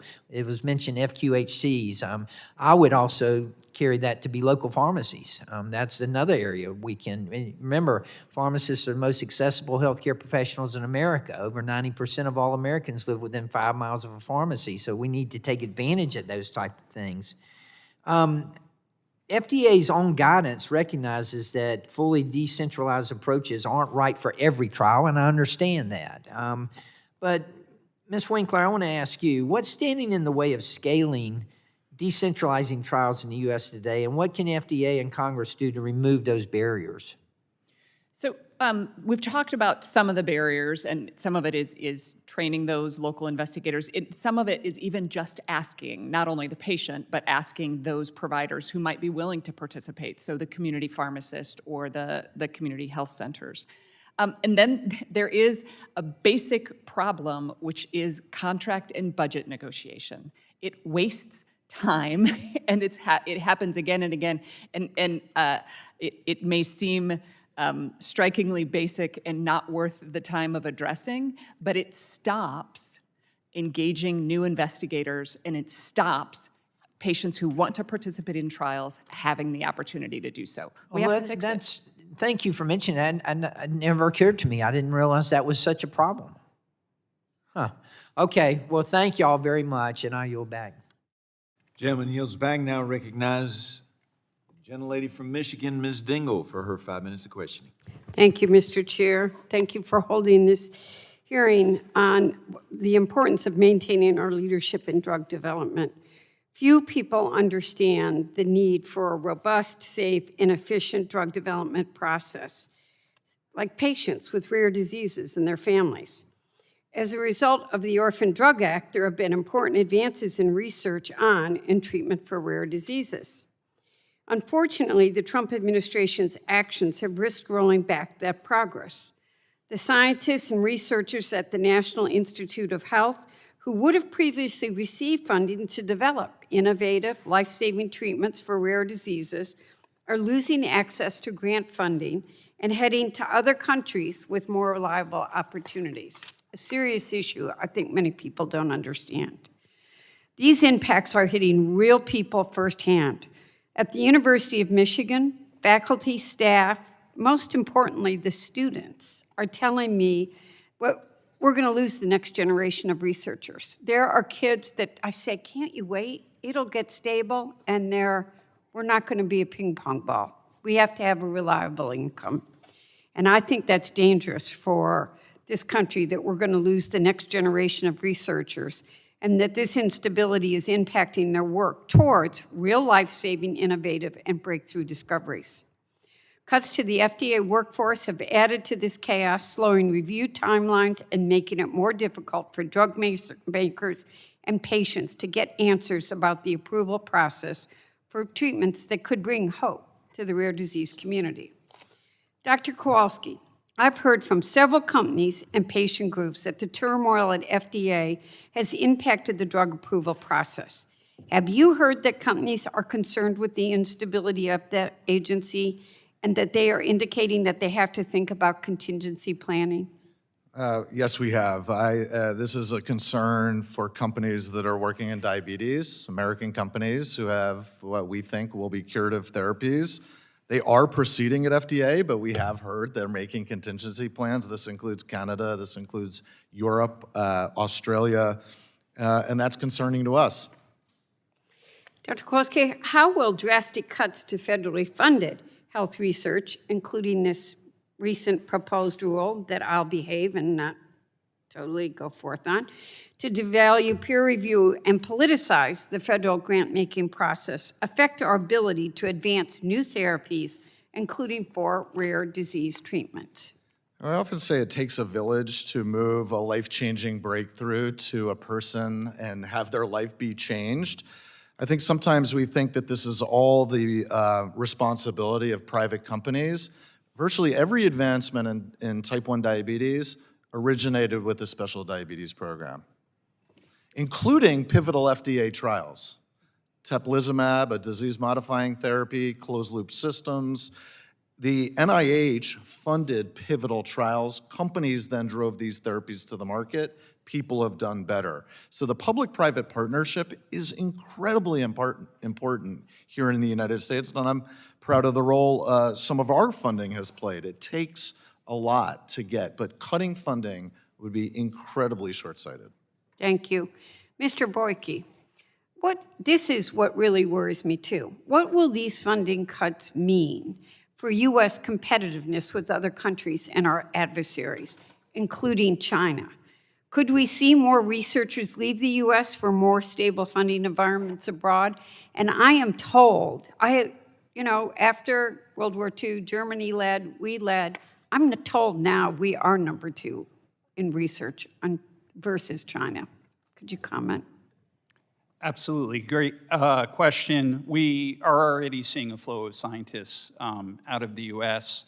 That's a product of the difficulty of the U.S. funding environment, as well as the rise or emergence of China's biopharmaceutical industry. So this is a real risk. It is also a risk at the agency level. The reality is some of why it is hard to go through the IND process is due to unpredictability and inconsistency from FDA staff. We've lost staffers, we've lost a lot of expertise and experience, and that's affecting our competitiveness as well. I have 15 seconds. Do you think this is a national security issue? It is absolutely a national security issue. Thank you. I'll yield back, Mr. Chair, and thank you to all the witnesses. Gentlelady yields back. Now recognize the gentlelady from Florida, Ms. Kamick, for her 5 minutes of questioning. Thank you, Mr. Chairman. Thank you to our witnesses for being here today. So obviously there's a little bit of a dispute in who's leading, but I don't think at this point we're going to argue about that, but talk about the importance of this leadership and maintaining dominance in this space. That means that we not only accelerate the development of new therapies, but ensuring that we have a regulatory framework that inspires confidence, that strengthens our domestic research ecosystem and expands opportunities for Americans to participate in clinical trials.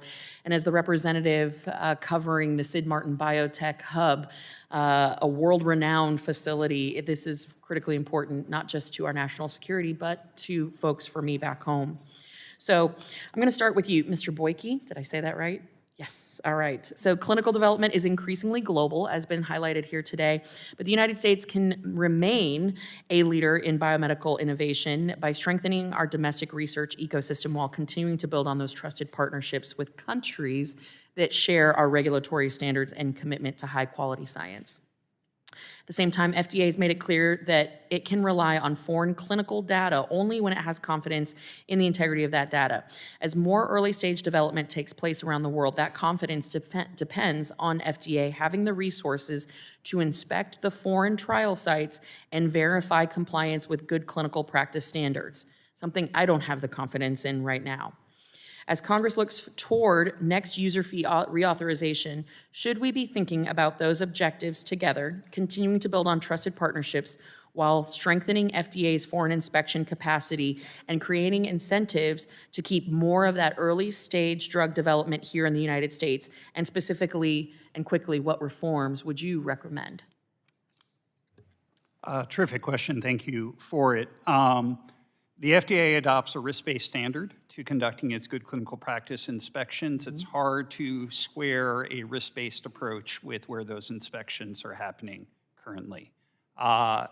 China, the number of inspections we're conducting in China not only is dwarfed by the number of inspections we do in the US, it's also true for Japan and Europe. China has a number of fewer inspections in that environment.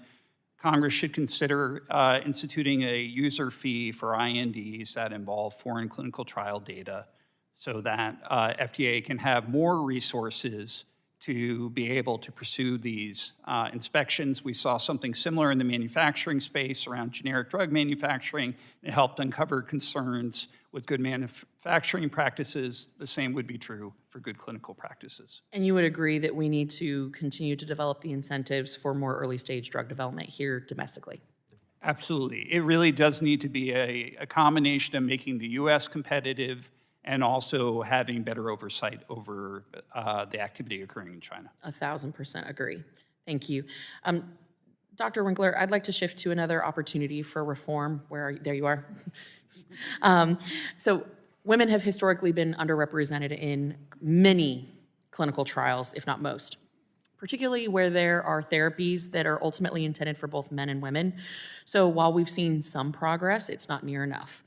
I want to look towards how the next user fee reauthorization and how Congress could specifically be thinking about increasing enrollment, but ensuring that sponsors are designing trials from the outset to generate meaningful sex-specific safety and efficacy data.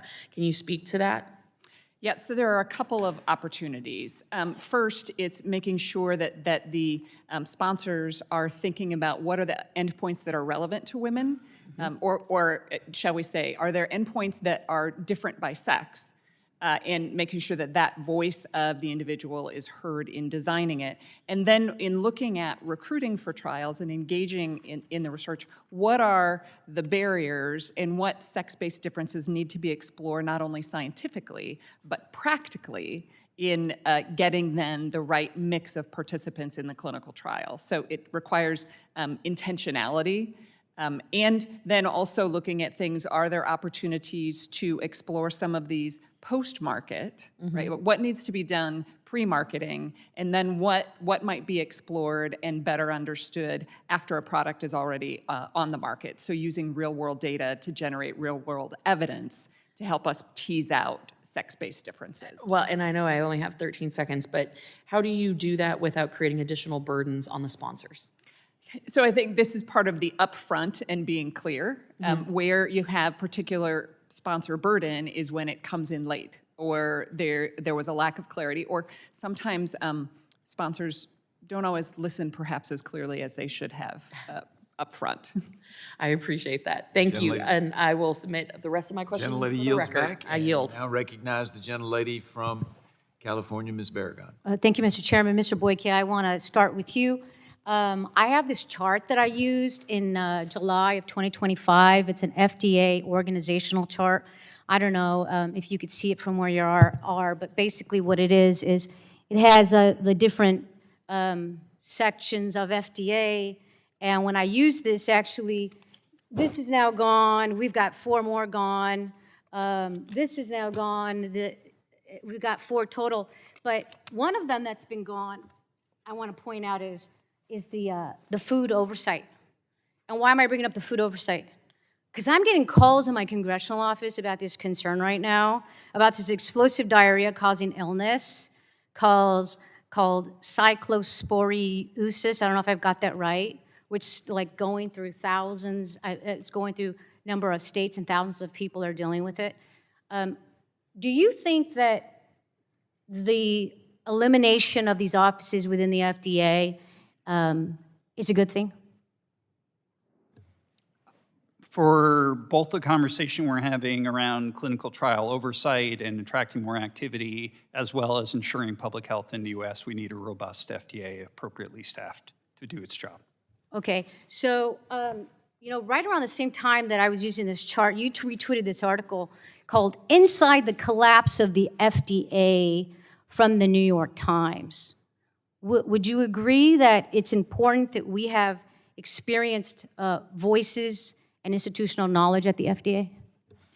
If we're going to compete with other countries, especially China in biomedical innovation, we need to have the expertise and the experience to do the best regulatory science at the FDA.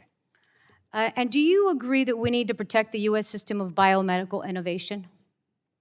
Absolutely. It's a priority for biosecurity, for public health, and for patients. And would we help achieve that goal if we're making cuts to the National Institutes of Health? One of the foundations to the U.S. biomedical innovation system is robust funding for basic research from the NIH. So it would not help if we're cutting NIH. Cutting NIH funding does not advance our ability to have that basic research that has informed so much of U.S. drug development. Okay, and so if we're trying to protect the U.S. system of biomedical innovation, does it help if we're having and continue to have hostility to international students from abroad? We need to have an environment that attracts the best scientists, both domestically and internationally, to be able to compete in the current global environment. Okay, so it doesn't help that's happening. And what about, does it help us be the leaders in biomedical innovation if the United States is attacking research institutions here? Again, the foundation for U.S. biomedical innovation has really been the universities and our basic research. We need to support them. Right, so it's not helping. And Mr. Boyke, I think you know what I'm talking about. You wrote an article. In which you specifically said, and now I'm going to just quote from it. If I could find the sentence about the U.S. has led the pharmaceutical industry because of collaboration among American universities, and you go on to say more things. Yet this resource is not inexhaustible. The president risks squandering it through his cuts in funding for the National Institutes of Health, hostility to international students, and attacks on research universities. And that's why I'm asking you, because you wrote about this specific thing. Let me ask you another thing about, because this hearing is about biomedical innovation, and it's interesting that it says the role of the FDA when we're gutting the FDA and the FDA is collapsing. How about placing blanket tariffs on pharmaceuticals? Is that going to help the U.S. Be less dependent on foreign drugs?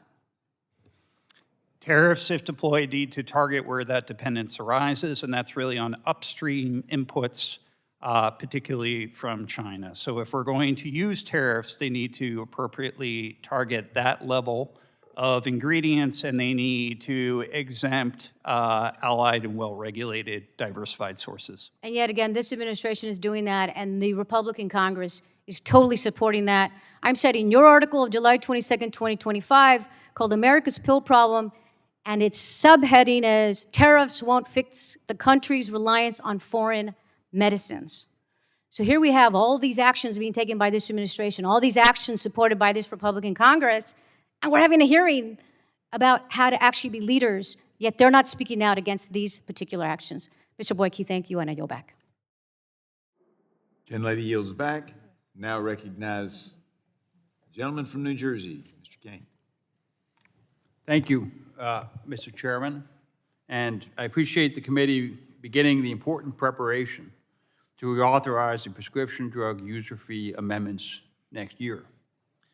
New Jersey boasts a thriving biotechnology industry that not only provides jobs locally, but provides the world with therapies that improve and extend life. Ms. Verst and Ms. Winkler, my district is home to numerous small rare disease companies. These constituents and other companies have frequently raised concerns about inconsistency and even within FDA review divisions. This is a significant source of uncertainty that translates to an unpredictable regulatory environment and disincentives investment in areas of unique need. What additional steps can the FDA take to improve consistency among FDA reviews of rare disease products while also preserving an adaptive framework that acknowledges the unique challenges of rare disease drug development? Both of you. Yes, so thank you. And there are a couple of ways. One, I'll say that the FDA's Rare Disease Innovation Hub has actually been quite helpful in bringing together not only the different product centers at FDA, so Center for Biologics, Center for Drugs, and Center for Devices, and stimulating the conversations so that they can have a better understanding of what endpoint might be relevant in a rare disease and how to use that endpoint. But there are further opportunities. It comes from greater collaboration and conversation with the patient communities to make sure that the endpoints that are being pursued are patient relevant, but then also conversation among the divisions at FDA and explanation where they may diverge. There sometimes are scientific rationales that what is good enough for one division in affecting one symptom or a characteristic of a rare disease is appropriate, and a different review division may have a different standard, but it's scientifically justified. If we don't know that scientific justification, it looks wrong or unfair, and so learning more and sharing more, so having more of those conversations and sharing the learnings in rare disease, I think, is one of the greatest opportunities we have. Thank you. Ms. Verst? Terrific question. I think several ways the agency can help on the rare disease front. Notably, over 65% of all clinical trials conducted around the globe, phase 1 through 3, are coming from biotech customers. Biotech customers need more certainty. And of course, their investors need more certainty to fund their rare disease clinical trials. I think that having said that, providing greater clarity and guidance will be very important to try to reduce some of the uncertainty. And I do think that the Operation Trial Blazer addresses many of this in terms of, for instance, highlighting the use of, for instance, one adequate and well-controlled trial with confirmatory evidence. That is a really important step forward, and that revised draft guidance will help to provide just that, more certainty. Thank you. Thank you. Ms. Winkler, in your testimony, you stressed the importance of doing more with less, which is critical for the development of oncology and rare disease products, where trials are costly and it's difficult to find patients. First, how can the FDA support modernizing clinical trial designs and structures to allow for more patient access to trials? There are a couple of different mechanisms. Part of it is clarity on the part of the regulator. We've said repeatedly this morning that it's easier to follow rules that you've heard about and understand and can ask questions. So part of it is the clarity from the regulator, and then in particular, clarity about this idea of a hub and a spoke model, where I may be responsible at a central location for the research oversight. Then it makes it easier to extend the clinical trial expertise and reach. Okay. And second, how can Congress strengthen FDA's ability in this through the user fee reauthorization next year?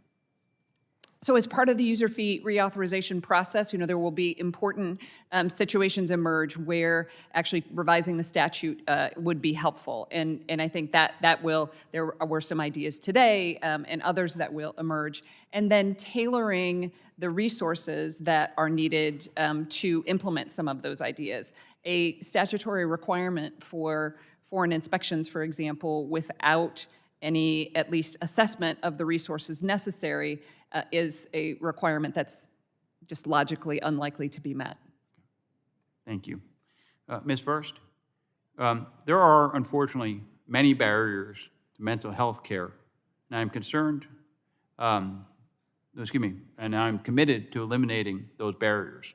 One of those barriers is the limited development of psychiatric drugs compared to drugs to treat physical health conditions. First, can you speak to the unique barriers faced by psychiatric drug sponsors? Another terrific question. I think some of the barriers really is patient access.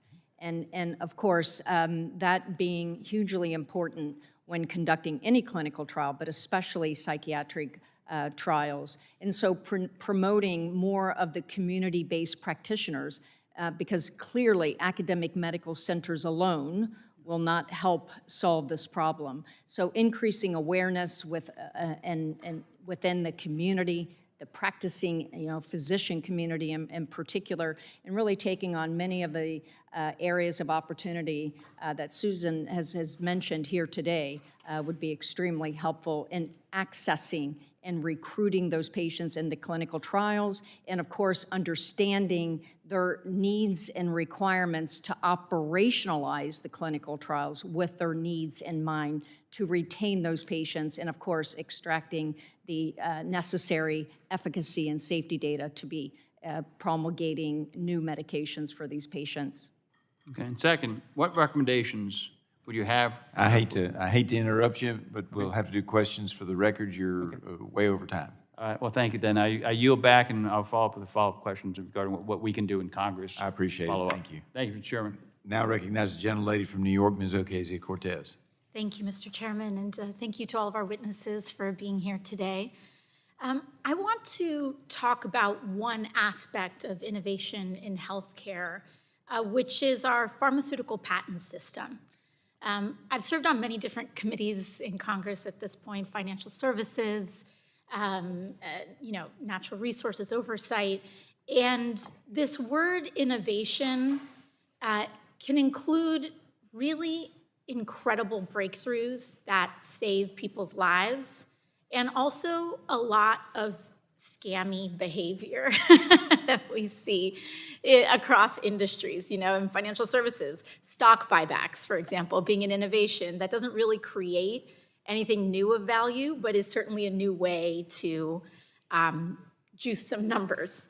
And so I think I want to dig in a little bit on our pharmaceutical patent system, because this system is critical to drug development in the United States and ensuring that breakthrough drugs become available to patients here.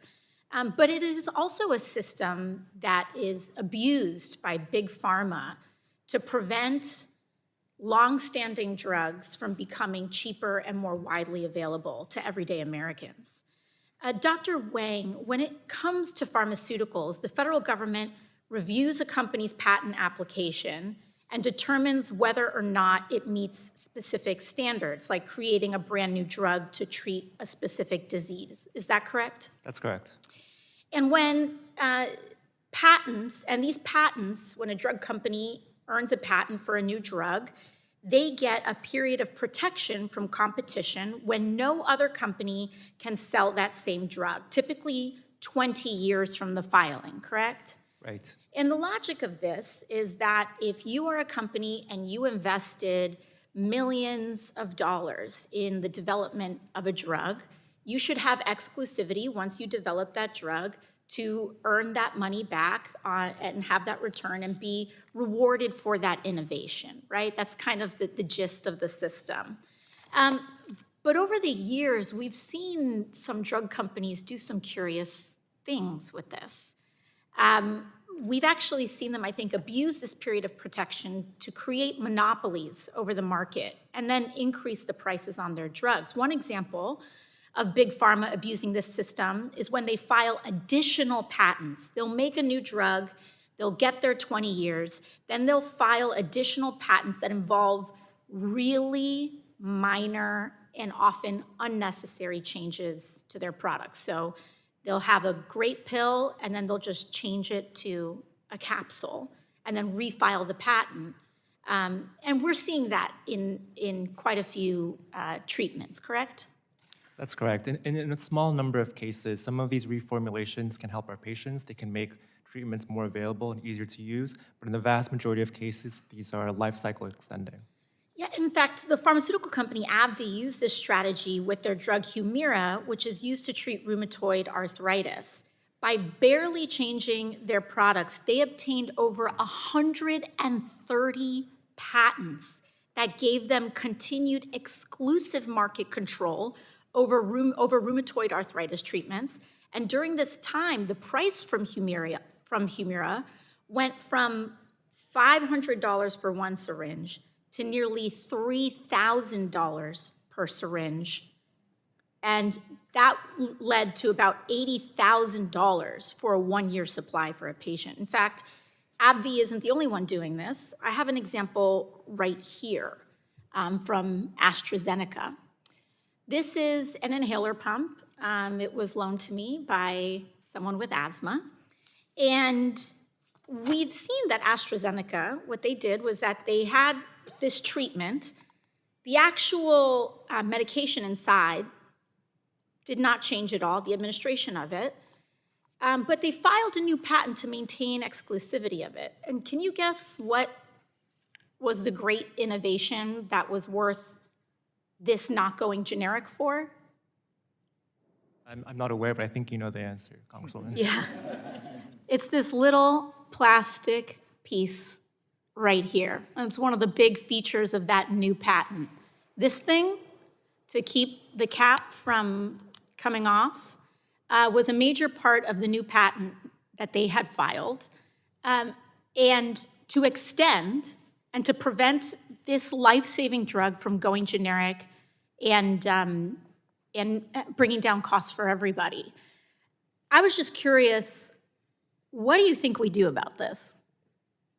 So I think very quickly, and I'd be happy to submit more for the record, but these strategies unfortunately reward the very thing that we should be avoiding, which is aggressive legal maneuvers instead of the risky basic science that our country should prioritize. Great, thank you very much, and I yield back. Gentlelady yields back. Now recognize the gentleman from Ohio, Mr. Balderson, for his 5 minutes of questioning.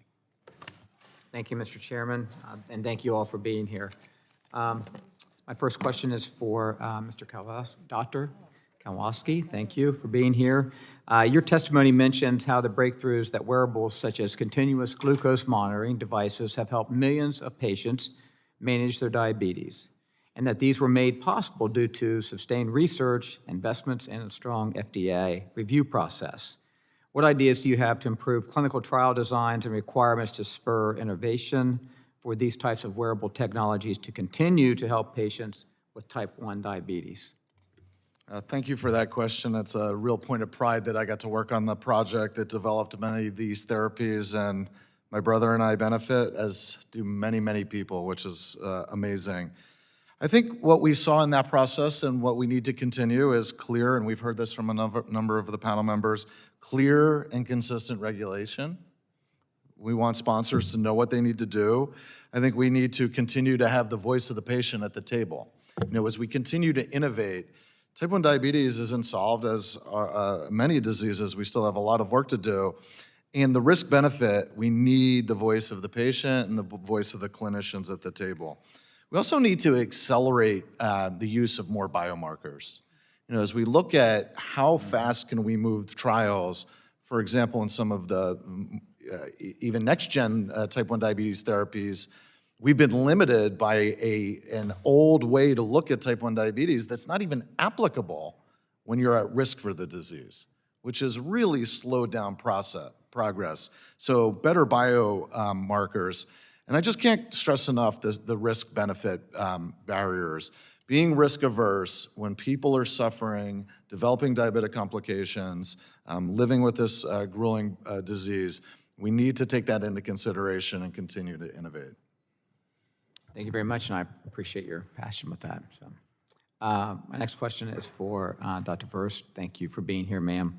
I often hear that rare disease drug development is limited not by scientific opportunity, but by the difficulty of identifying, enrolling, and retaining patients in clinical trials.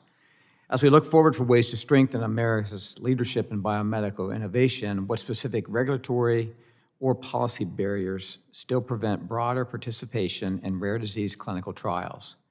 And what actions should Congress take to ensure that rare disease patients can access innovation research regardless of where they live? Terrific questions. I think initially, patient access and understanding where these patients, their standard of care, the patient journeys are just critical questions to help us when identifying rare disease trial opportunities, trying to access those patients at the right time on their journey. And that can be achieved through real-world evidence and understanding the natural history of their diseases as well. And in so much as using that real-world data and of course, ensuring that we are helping with the design of clinical trials that is very simplified and not burdensome for neither the patient nor their investigator. And that, I think, is clearly of importance. And where you can help, and of course, again, I refer back to Project Operation, the Operation Trailblazer, where there is some clear guidance that you can help us to ensure that draft and revise guidance on, for instance, one randomized, well-controlled trial with confirmatory evidence that helps to reduce the number of patients required for the generation of evidence, and that being so critical to ensure that treatments are getting better treatments to our patients faster. Okay, thank you. I will stay with you. Dr. Clinical trials produce plenty of data, but sponsors frequently report that the process of gathering and submitting this information is still unnecessarily complicated.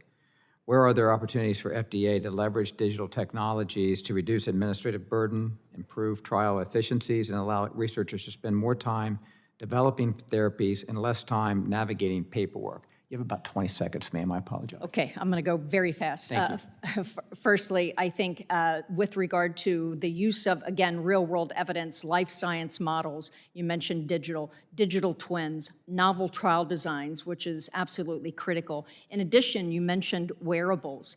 The use of patient-reported outcomes, digital connected devices, and reducing, if you will, the burden on the investigators and patients is just incredibly important. And the good news is that those digital data sets actually reduce less time, less burden, less cost in cleaning data. And in fact, those data can actually be surfaced for early signal detection, thus accelerating development. Thank you very much. Mr. Chairman, I yield back. Gentleman yields back. Now recognize the gentleman from Louisiana, Mr. Carter, for his 5 minutes. Thank you, Mr. Chairman and Ranking Member. To our witnesses for joining us today. We're here today to discuss the critical role of FDA and the importance of maintaining America's leadership in scientific research and innovation on a global scale. Yet Republicans in the Trump administration have spent the last year attacking the federal workforce while dismantling and politicizing the research that drives the development of life-saving treatments and cures. Now, to make matters worse, the Office of Management and Budget is proposing some of the most sweeping and damaging changes to the federal grant-making system in modern history. These reforms will replace longstanding nonpartisan merit-based grant-making processes with ones that is subject to political influence and control. Federally funded research is the infrastructure that powers American innovation, science, and national security. When we cut that funding, we aren't just trimming the budget line, we're shrinking the pipeline of scientists and researchers that this country depends on to remain competitive on a global scale. At a time when our foreign adversaries are strategically making investments in scientific education and emerging technologies, choosing to shrink our own talent pipeline isn't fiscally responsible, it's a big mistake. The consequence of these actions will be felt for decades and weaken our ability to compete and innovate and lead globally. Dr. Wang, I proudly represent New Orleans, home of world-class research institutions like Tulane University, LSU Health, and many others. These institutions rely on federal funding to advocate groundbreaking biomedical research, innovation, and develop discoveries to improve lives and health outcomes. How do federal research funding cuts affect the United States leadership in biomedical research and innovation? Cuts to that federal investment, as you mentioned, Congressman, are tremendously harmful, and they threaten to push back all the leadership that we've gained over the years. From your experience as a physician and an academic medical center, what impact can these disruptions have on clinical trials and patient access? It could have a harmful role, for sure, on the initiation of new trials and also creates a freeze over trials that are already in progress. And I just want to stress for the record that these views are my own and don't represent those of my employer. Fair enough. How do these cuts undermine the global competitiveness, particularly competition with countries like China? Again, I think a loss of investment in American science does a big disservice to our efforts to create new therapies. Why is maintaining strong workforce at FDA important to advancing new treatments and protecting patients? As we've heard from other members of this panel, FDA has an incredible role in the innovation ecosystem, and our leadership over the past 2 decades relies on a well-functioning and well-staffed FDA. You've got members of Congress sitting here with you. What should we do? If you now have a magic wand and you're talking to members of Congress who serve on this powerful subcommittee, how would you use your magic wand to tell us to do better? Representative, first I would start by asking how much time you have. I have a minute and 12, so you can give me a good answer. But in seriousness, I think the first thing that we can do from the Congress's perspective is reauthorizing the user fee agreements and funding the NIH. And assuming that we have those things in place, I refer to some of the recommendations that I have in my written statement. Some of those include improving transparency so that sponsors know how to run trials and also learn from past failures. And the second is increasing the reliability of data that's imported and used to support new drug applications here. And part of that involves ensuring that data from non-US trial sites are valid and that they're done with integrity. How damaging is it to threaten NIH funding, and what impact does that have on our budding researchers who are looking to study here in America and continue when they see the threat that NIH funding may be put on a political chopping block? I think it's incredibly damaging. All of the research that I know of points to the incredible work that the NIH does and the importance of it for new medicines.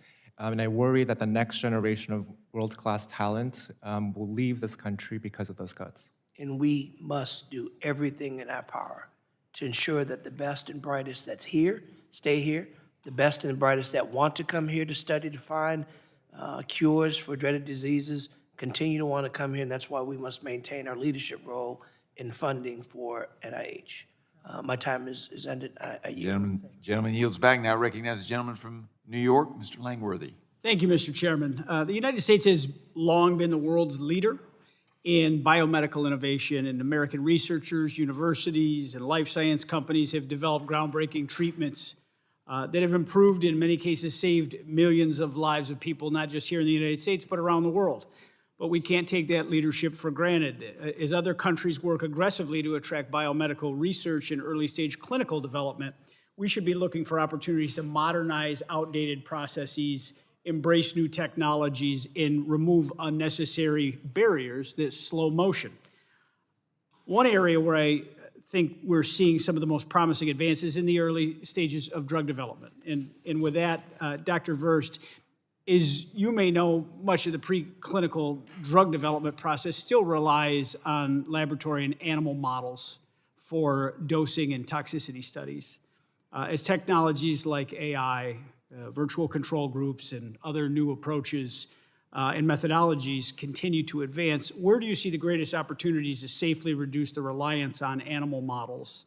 And from IQVIA's global perspective, what scientific or regulatory barriers are preventing a broader adoption of those technologies here in the United States? Terrific questions. I think by far, new approach methods, or NAM, is the needle mover in terms of preclinical acceleration of timelines. I think as the agency, the FDA, just recently in Operation Trial Blazer identified, in fact, a new quantitative pharmacological modeling on this very front that helps us with dose optimization, which is, as you know, very critical in animal testing, is getting the right dose, the right safe dose. And I think those are the methodologies that will significantly enhance the efficiency and acceleration in the preclinical space. And I think it's just the continuation of the agency providing clarity and the actual guidance that will be extremely helpful, and especially biotech, biopharma sponsors that so need this very consistent and clear guidance as they develop their drugs. I appreciate that, and I'm encouraged by the progress we're seeing with the tools like the virtual control groups and other validated alternatives, but we shouldn't continue relying on outdated testing models that are unnecessary and lead to the unnecessary slaughtering and untimely deaths of dogs and cats in this country, simply because that's the way it's always been done. And if these approaches can provide the FDA with reliable scientific evidence that it needs, I think we have a real opportunity to stop the process of testing on cats and dogs in this country. And I believe there's a mandate that's growing from the American people as the curtain's been pulled back on this process, that they don't want to see this as the way we're approving our drugs in this country. And it's just common sense. But that's only one piece of the puzzle. We need to make sure that the United States remains the best place in the world to conduct early stage research and develop medicines, because I want to lead this country to ban animal testing on dogs and cats. I don't want to see it just offshored to China, where they are going to do it without any humanity whatsoever. Ms. Winkler, what best practices should FDA implement to make the United States the most attractive environment for early stage research and clinical development? First and foremost, it's a risk proportionate IND requirements. So saying for the risk of this product and for is it going into healthy volunteers or into patients, what do we need to see in that IND? And also then focusing FDA resources on the more novel interventions where we might have more safety questions.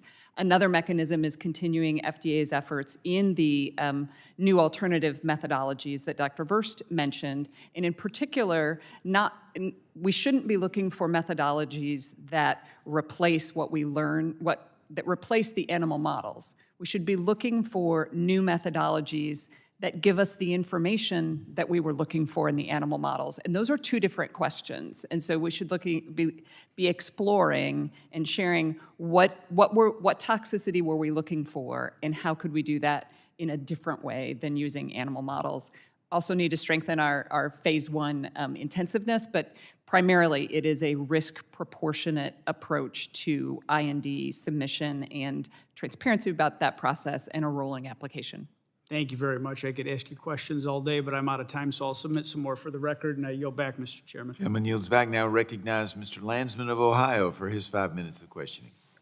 Thank you, Mr. Chair, and thank you all for being here. I want to talk about biosimilars and get some feedback on how to get some of these really important drugs to market faster. So as you all know, these are generics, and in Europe, if it's approved, and we move forward, or they move forward. And here, if it's approved, there's additional testing and so on and so forth. And so it leads to, it's a very time-consuming, costly process, and patients end up paying more for prescription drugs. So one of the things that we have proposed, Representative Pfluger and I, is a Biosimilar Red Tape Elimination Act, which would remove these extra steps and lower the cost for patients. Dr. Winkler, Ms. Winkler, given, promoted you. Sorry, I don't. She's got a JD, exactly. Ms. Winkler, you gave that sense. She's got to be a doctor.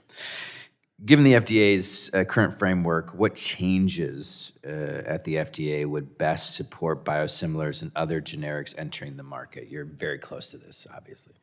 Yes, so the foundation facilitated a series of conversations with biosimilar developers who had not had much interaction with the FDA. And what we learned from that project was, at some level, not surprising. What the biosimilar developers said is we need more clarity about what's required, right? Like what exactly do we have to do? And then the rationale for it, as well as just more conversations where the FDA may have expertise in the product rather, where the company is trying to develop a biosimilar, how much of that can be shared.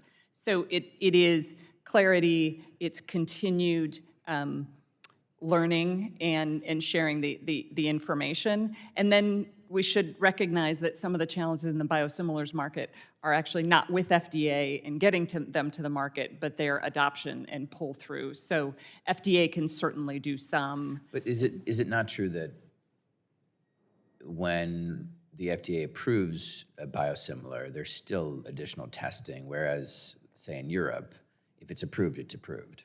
Well, so it's approved there, and there are some continuing monitoring, but the main challenge that we have seen is that it tends to be payer adoption that presents some of these actually getting to patients. What does that mean? Sorry. In that if I am setting a formulary, I may choose to continue to have one of those products rather than having part of the reason the price drops when you have generics or biosimilars is when you have a number of them entering the market. In order to enter the market successfully, you need to actually reach patients so that you have dollars returning.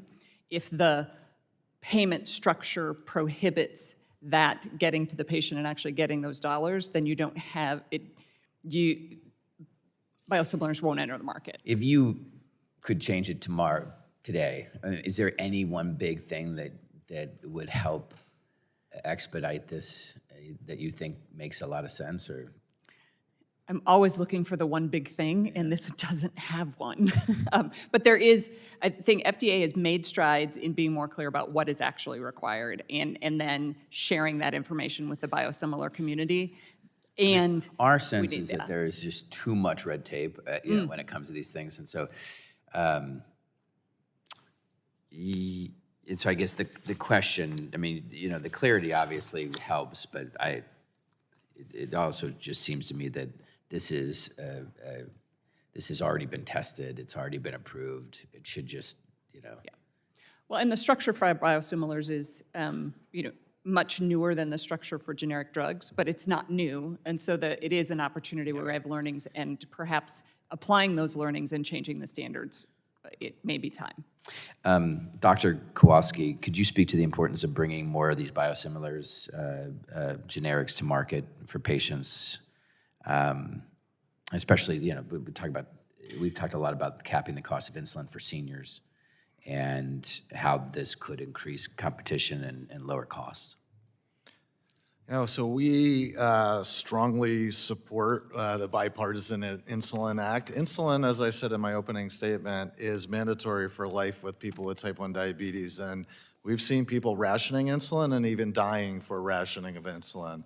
So any mechanism that will drive costs to be affordable and effective so people aren't choosing between rent or a car payment and their insulin. I've cut you off, so I'm sorry I went over.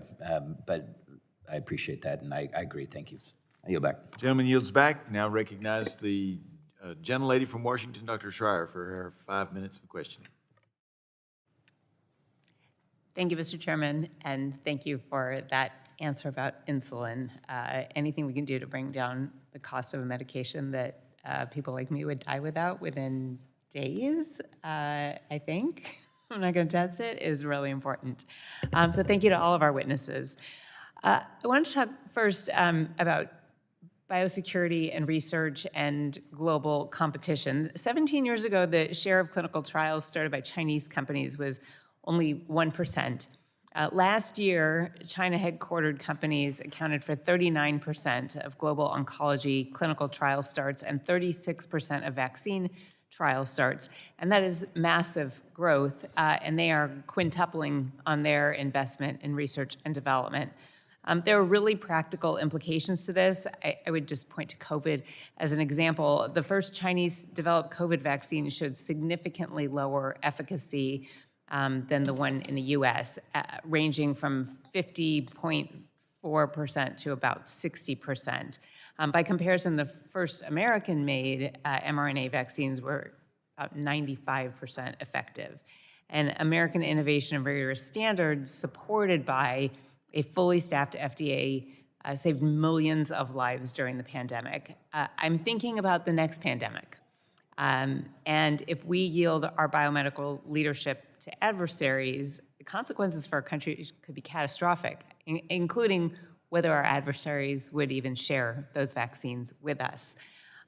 Ms. Winkler, when early-stage cancer and vaccines trials migrate to China because the regulatory pipeline is faster and cheaper, what does that mean for the safety of Americans? And in a world where China, say, leads, for example, in drug research and development, how much longer would it take American patients to get those breakthrough medications and treatments? So part of the challenge here too is, right, when we have the innovation here, we're learning here, and we're having the local and better understanding of the product, and we can innovate more quickly. When that innovation is not here, we need to learn from it. And so I think the challenge here is, how do we better improve the US system so that folks will want to be here? Because there is a risk of there is the risk of what we do not control being weaponized against the United States, and particularly in biomedical innovation and simply access to biomedical products or food or these things that are essential to life. We should be positioning the US for greatest success so that we are less susceptible to such challenges. I completely agree. All we have to do is reflect on where we were with regard to masks and gowns 5 years ago, and that really paints the picture of what it means when you get into more complicated and scientific elements. I wanted to pivot a little bit to vaccines, because there's been a lot of discussion, information, and a lot of misinformation about vaccine safety. And I wanted to just point out first, long before vaccine ever reaches a clinic, the FDA does really thorough vetting and the determination of safety and efficacy through gold standard clinical trials. And once it is licensed, it then goes to the CDC's Advisory Committee on Immunization Practices, or ACIP, where they look at FDA data, pore over these thousands of pages, and then recommend exactly for whom and at what age and on what schedule a vaccine should be administered to best protect our country. The ACIP recommendation process has saved millions of lives, but its authority really depends on scientific credibility. And that's why Secretary Kennedy's overhaul of ACIP has been so concerning. When we inject, or when he injected politics into a committee meant for objective medical decision-making, we threaten the hard-earned trust that parents and physicians like myself rely on every day. To any of the panelists who want to comment, just in 25 seconds here, in light of the recent political overhauls of advisory committees like ACIP, how can Congress ensure that FDA's clinical trial evaluations remain insulated from politics and stick with science?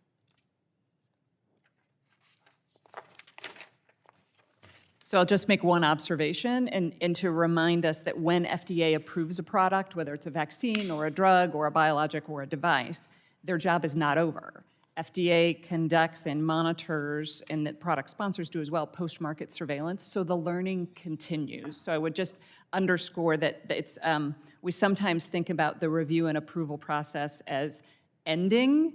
It actually begins the next stage of scientific understanding, which is continuing to gather information about how that product performs and continuing to monitor for negative effects which is an important part of the entire medical product regulation system. Thank you. I want to double click on that because there are some things that happen in 1 in 2 million people, and you don't know that until it's rolled out. Thank you for that. And the gentlelady yields back, and Yield now back. recognize the gentlelady from Massachusetts, Ms. Trahan. Thank you, Mr. Chair. I'm glad we're holding this hearing about biomedical innovation, which is absolutely critical in my home state of Massachusetts and to every American who's desperately waiting on a cure. This hearing is based on a real threat that we're losing our edge to China. But I want to be clear, under this administration, we're not being outpaced, we're forfeiting.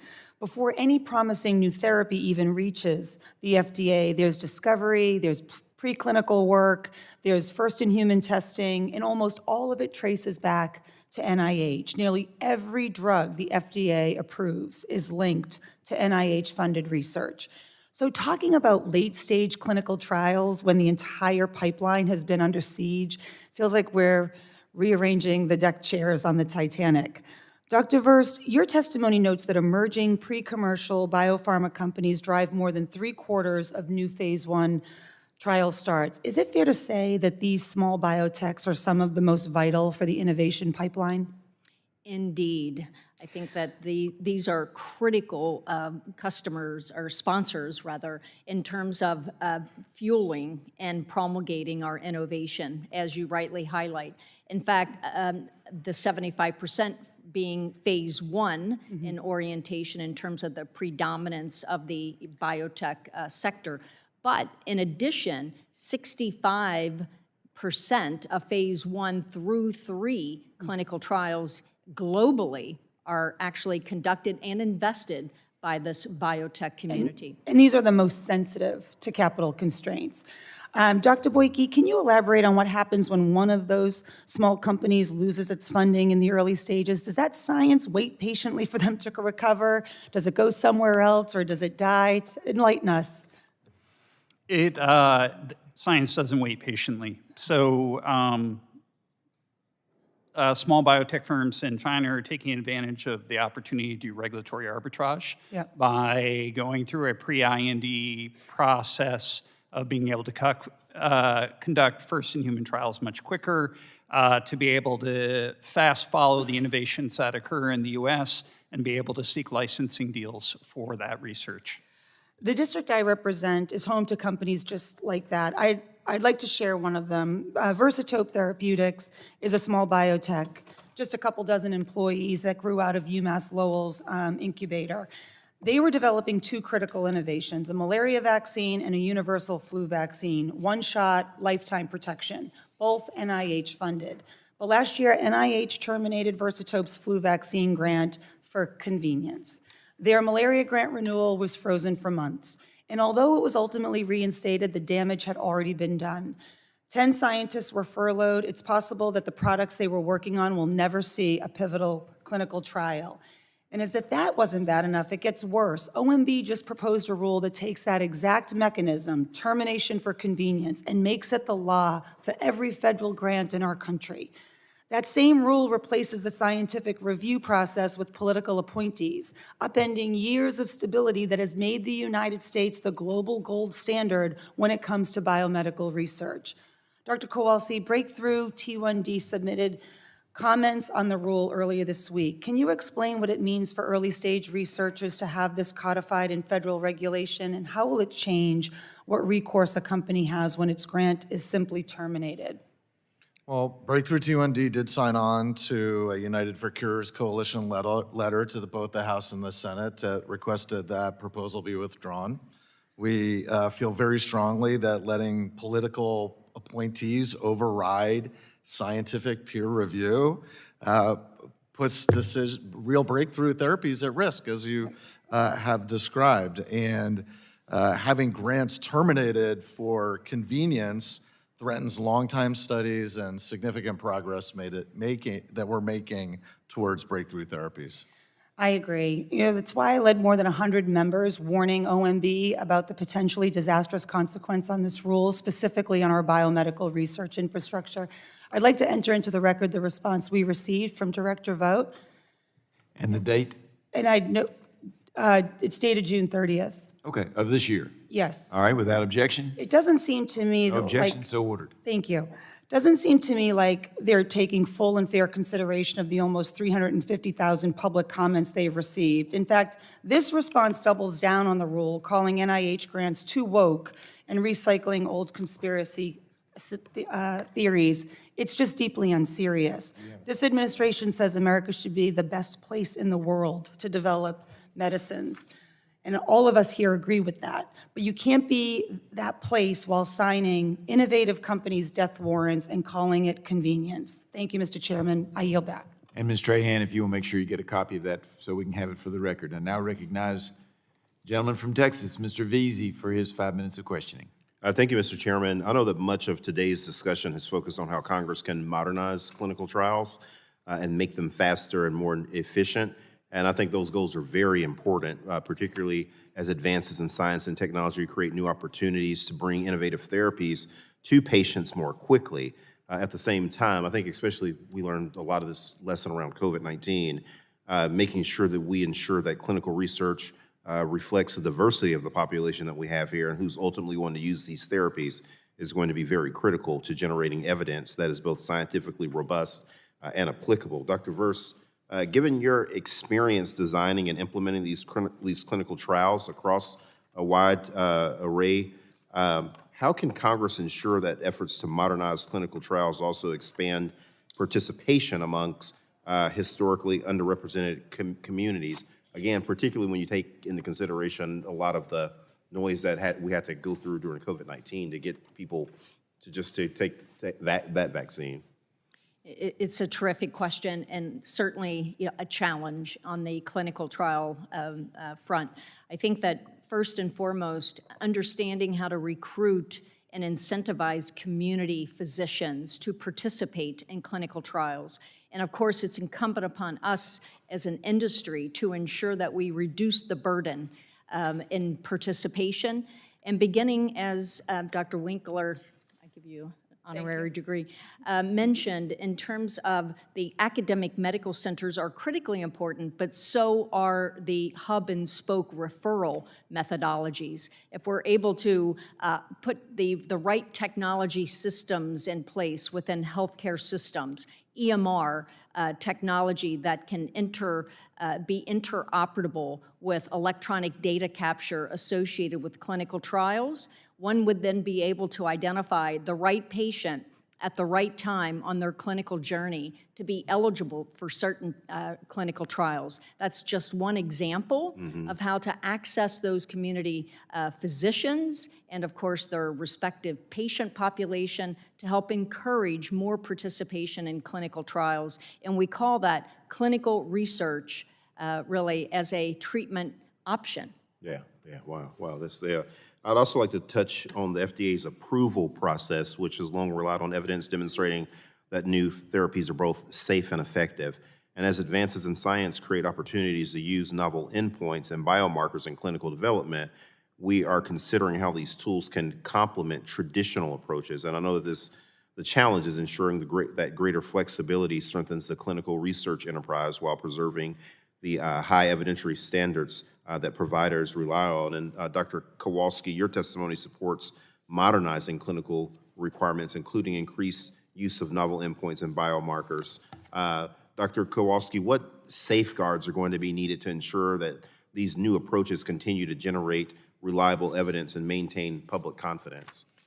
Sure. I think having a robust FDA that is staffed appropriately and following clear and consistent regulatory expectations will help us lead with safety and then follow with efficacy. I think in our patient community, we've seen the pace not meet the sense of urgency, and that, again, the opportunity cost as you're living with a dangerous disease every day where you're dosing a life-threatening drug in our patient community. Yeah. So I think that risk-benefit analysis has to be clear, and then we need the right staff to then follow up on executing against the regulations. Our community is desperate for innovation, and we're seeing it, and we're on the cusp of it. And I think if we lead with safety, you'll see innovative therapies reaching the population and driving benefit. Yeah, no, absolutely. Thank you. Mr. Chairman, I yield back. Thank you. The gentleman has yielded back, and we have Mr. Auchincloss on the way. I would ask the witnesses, do you all have time to wait a minute or so? Now, if he's 20 minutes away, we won't wait. But if he shows up in the next minute or two, we'll hold if you all are okay with that. That's great. All right, thank you.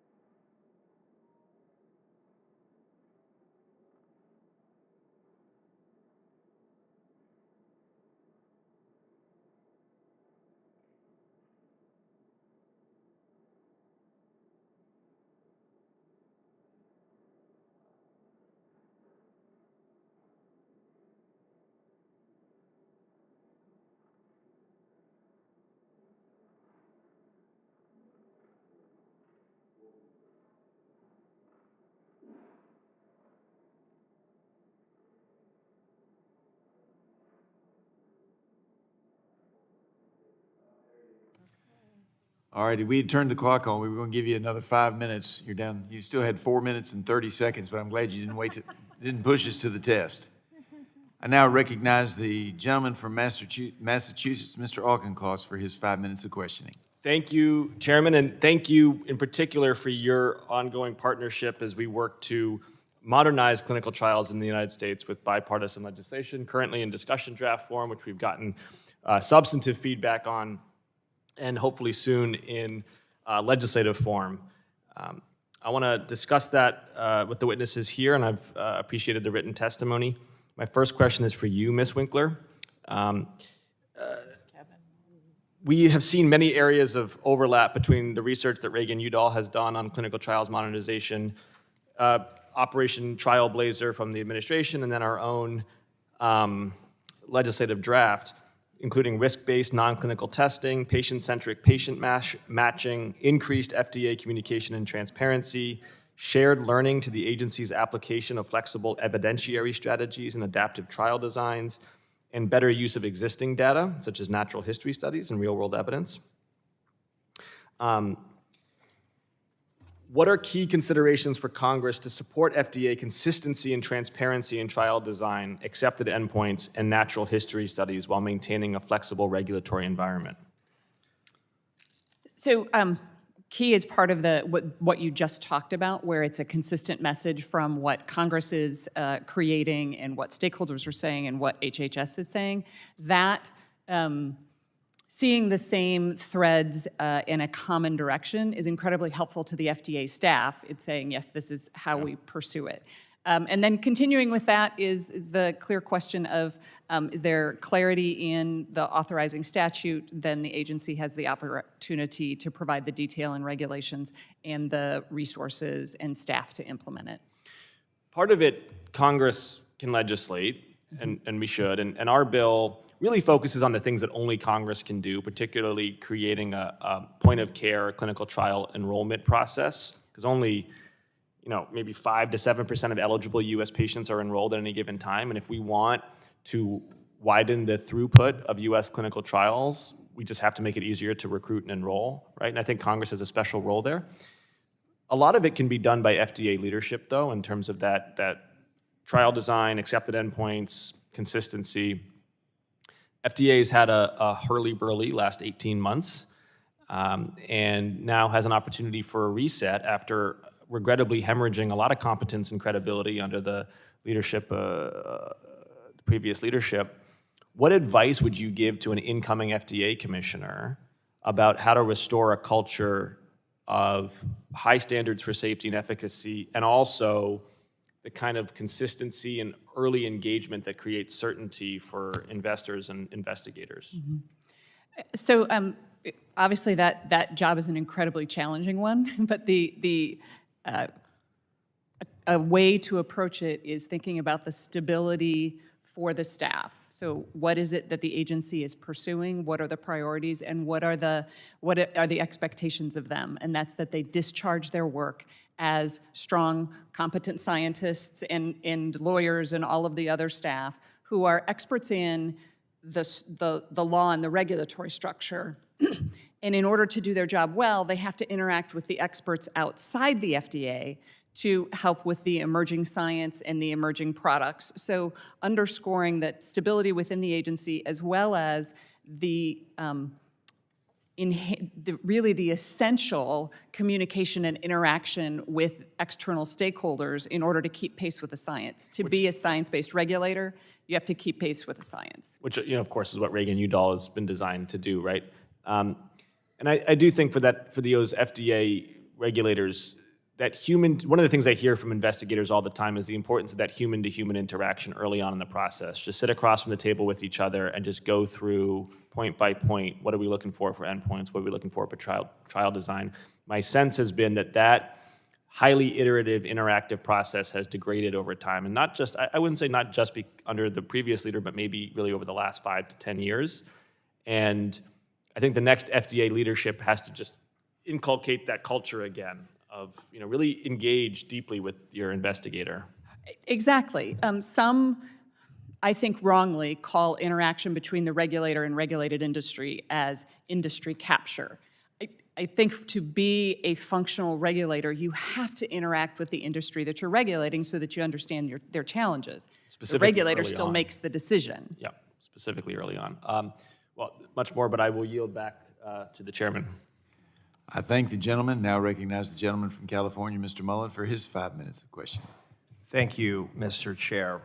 And thank you to our witnesses for being here today. I'm glad we've convened this important hearing to discuss the U.S. leadership and the FDA's role in drug development. I am very proud to represent California's 15th Congressional District, otherwise known as the birthplace of biotechnology. Life-saving therapies and cures are researched and developed every day in my hometown of South San Francisco, pushing the boundaries of what we thought was scientifically possible and expanding our ability to keep our loved ones healthy. Before discussing ways the FDA can advance drug development and the review process, we must first address the unforced errors coming from this administration that is ultimately slowing down drug development and potentially preventing the next groundbreaking therapy from making it to patients. Attacks on the NIH, research cuts, and recent OMB efforts to politicize independent scientific research are all pushing innovators to study and work abroad.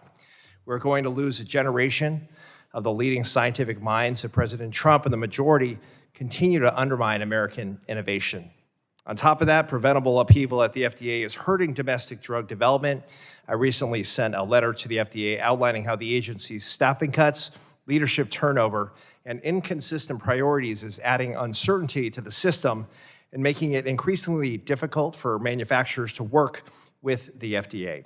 And those ultimately hurt by the FDA's delayed communications and changing guidance will be patients who must go even longer without the therapy that could change their life for the better. So Dr. Kowalski, thank you for being here. From the patient advocate perspective, could you please outline what the impacts would be if the next therapy or cure in development for type 1 diabetes, for example, was delayed due to preventable factors? I mean, I think the answer is quite obvious. It would be devastating. I mean, our patient community, we've seen amazing advancements in my lifetime. My brother started on urine glucose testing, and here we are now wearing automated insulin delivery systems thanks to NIH support, partnership with FDA, partnership with companies. And now here we are on the cusp of curing the disease and preventing the disease, and to lose that would just be absolutely devastating. Thank you for that. We cannot lose the momentum in so many ways. And in addition to pushing back on ways this administration has slowed U.S. drug development, we must also be forward-thinking about ways for the FDA to modernize processes as the science continues to advance. So, Ms. Winkler, your testimony highlighted that current FDA communication with drug sponsors leads to guesswork and overly conservative assumptions that ultimately slows down the process. So, what more does the FDA and Congress need to do to streamline these interactions and ensure responses are clear and prompt? Mm-hmm. Part of it is simply having the opportunity for more interaction, particularly early stage, smaller companies to be able to have that conversation. And then that there are risk proportionate or requirements. So what is the risk of the IND, and are you having phase-appropriate requirements for that? And then it is the clarity and speed of communication is essential. And then we have to tackle the other part too, where sometimes sponsors assume because someone else has done something, they must do it as well. So the data packages get bigger and bigger because they saw someone else do it. We have to clarify that, in fact, that's not the approach that may be needed. Thank you for that. So let me just, pardon me, conclude by saying it's vital that we meet the scientific and medical needs today by continuing to modernize and streamline FDA's drug review process. I look forward to continuing this work to get therapies to patients faster. Thank you all for being here. Thank you, Mr. Chair, for allowing me to wave on, and with that, I'll yield back. Gentleman yields back. That brings us to the end. I would like to thank all of our witnesses again for being here. I was accusing Ms. DeGette of having more people in the back like a clown car and bringing more out, but she told me she only had 5 more, and apparently they didn't make it before I closed. I'll remind members, thank you all for being here.